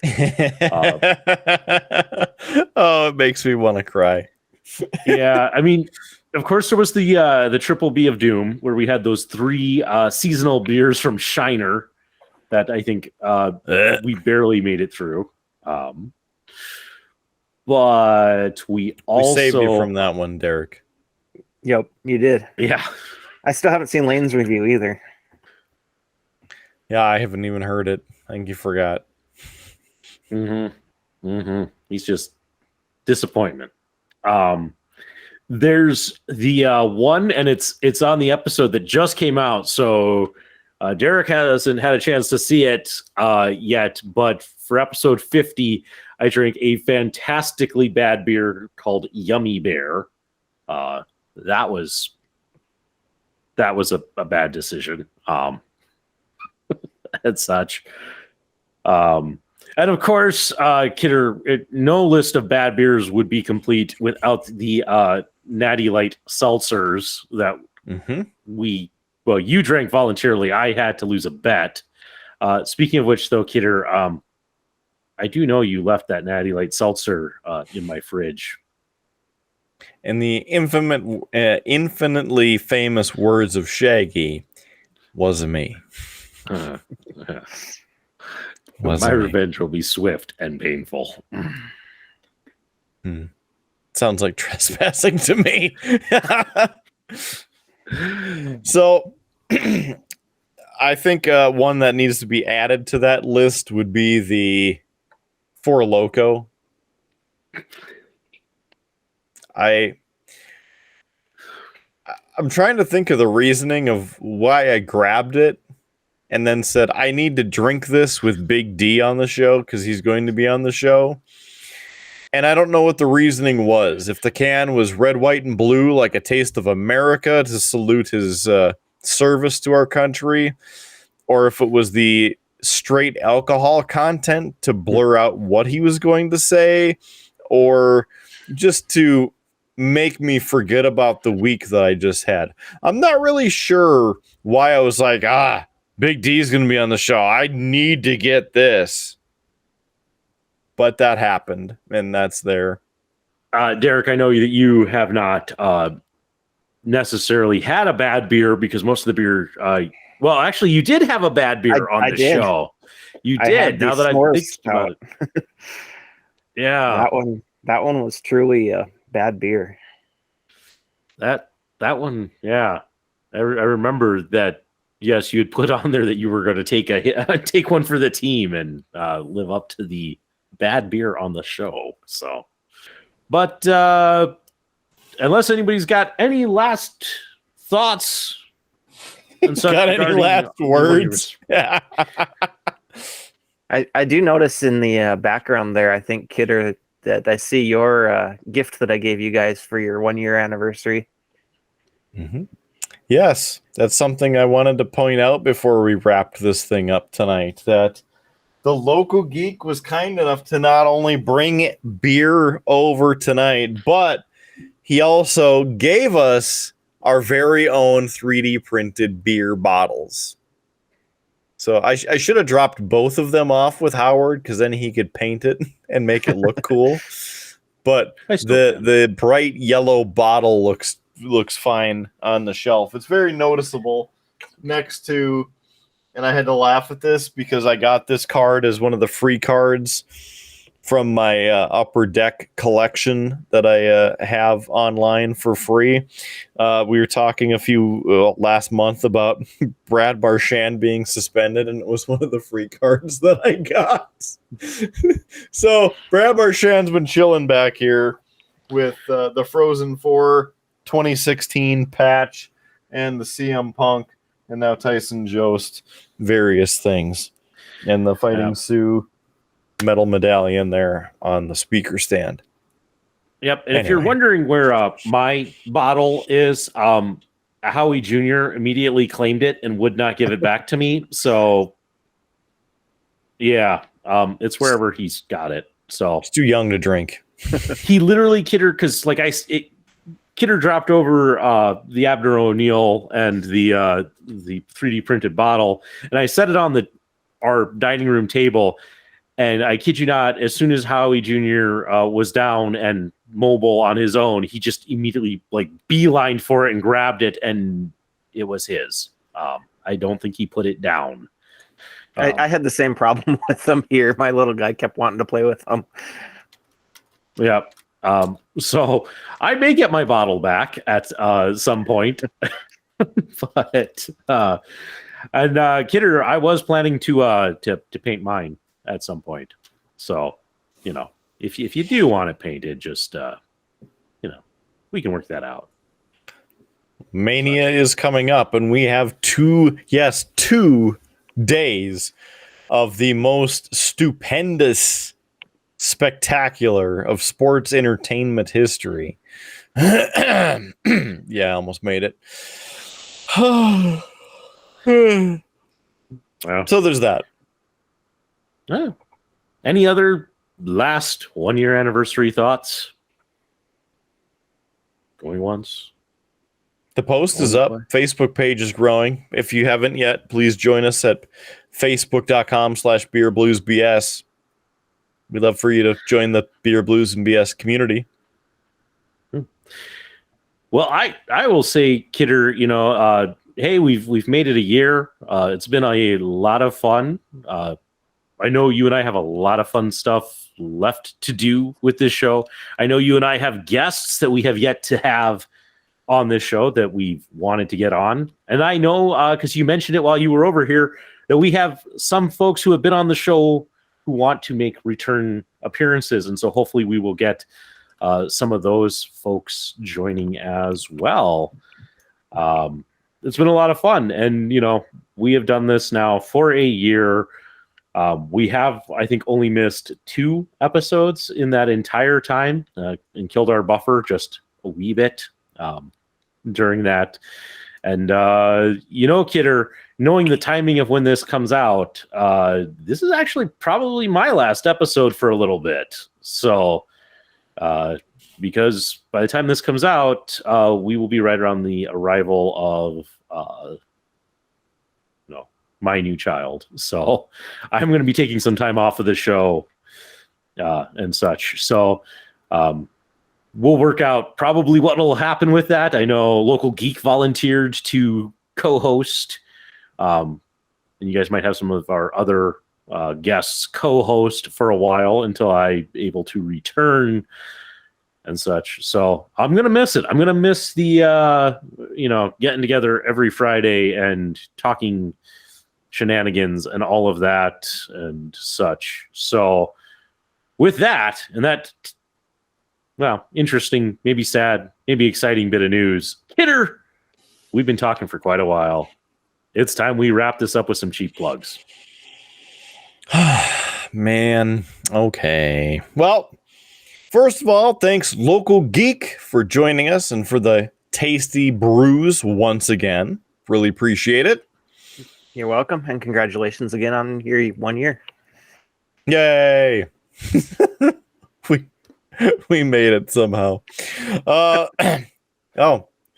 He's not going to say anything. He's got a finger pencil that I think I gave him. Did I give that to you? I bought this when I was teaching, and note how I keep it off the camera. This was just as a teaching prop. It's literally a pointer finger, so I could point to things on the board and such. So Junior's been playing with it, so I just noticed it was on my desk. So the one that I have has a different finger up. Yeah, that's the same with Kidder's beer can in the background. Local Geek got to see a close-up of it earlier today when he stopped by. Mm-hmm. He saw the full frontal finger in full quality. So thanks again. Yes, here we are. 53 official episodes, 365 days since we started this show. We'd love for you to join us at our website, beerbluesbs.com. beerbluesbs.com. It's our home in cyberspace for everything beer, blues, and BS. You can contact us on there. You can buy us a beer, which would be sweet. In fact, if you'd like to buy us a bunch of beers by sponsoring the show, you can do that as well. Right there, beerbluesbs.com. Lots of new merchandise on the website, new styles. Maybe you need a fresher look for your summer apparel. Well, guess what? That's all at beerbluesbs.com. Just click on merch. Maybe a new glass to drink from. Well, we have those too. Lots of sweet styles at beerbluesbs.com. We're also all over the place. The video version is on YouTube. The audio version is all over the internet. So if you're on an audio listening service such as iTunes, Spotify, iHeartRadio, Pandora, Amazon Music, Stitcher, TuneIn, IMDb, Player FM, Google Podcasts, Google Play, Apple Podcasts. We're on all those. Just go to the search bar and click Beer Blues NBS. Hit the search button. You'll likely follow us, and then if you would subscribe. Same thing with the YouTube page. If you'd subscribe to our channel, that would be awesome. Like the videos, please and thanks, and throw some comments down there too to help us out and get some more reach. Sharing is caring. If you'd like to share this with your friends, we would certainly appreciate it. Send it on to your friends list and get them going with some good brothers, some good talk, and some good beverages. It's all right here on Beer Blues MBS. Mentioned all the pages, including, Spotify. You can listen to the Killer Kidder Show, and of course, Beer Blues MBS. So, For Local Geek, he's over on that side. For Howard Blues, he's on that side. I'm the man, the myth, the legend, Mark Kidder. Thanks for joining us for this and hopefully every episode of Beer Blues BS, unless you're Lane. Then, well, make sure to join us next time for another stupendous episode of Beer Blues and BS. Keep your glass at least half full. There's free beer tomorrow, and we will see you on down that old dusty Tuscan highway. Have a good one. See you on the next one. You have been listening to a UA production of Beer, Blues, and BS. If you enjoyed the show, help others find out about it by rating the show or leaving a review at your podcast listening service of choice. Thanks for listening, and may your glass never be empty.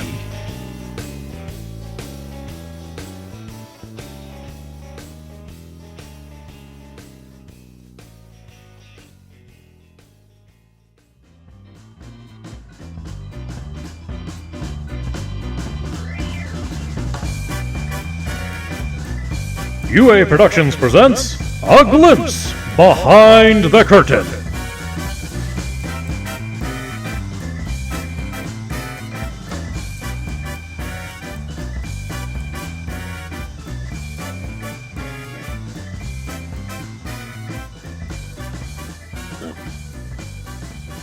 Where did Kidder run off to? That's a good question. Should we talk about him? I mean, we could. We are recording, though. I do need something for behind the curtain. I finally got the grand tour of his house earlier when I dropped off the beers. I'd never been over there before. Oh, you got the tour. I did. How long did it take? Like 20 minutes. Oh, you got the short tour.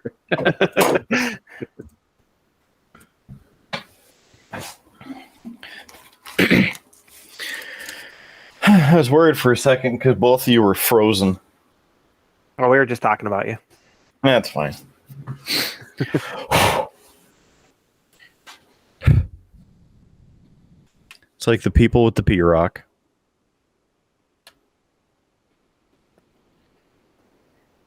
Yeah, he didn't include the P-Rock in the tour, so he pointed out roughly where it was, but he didn't take me over there. That's a self-guided tour. You have to pay extra for that part of the tour. Yes.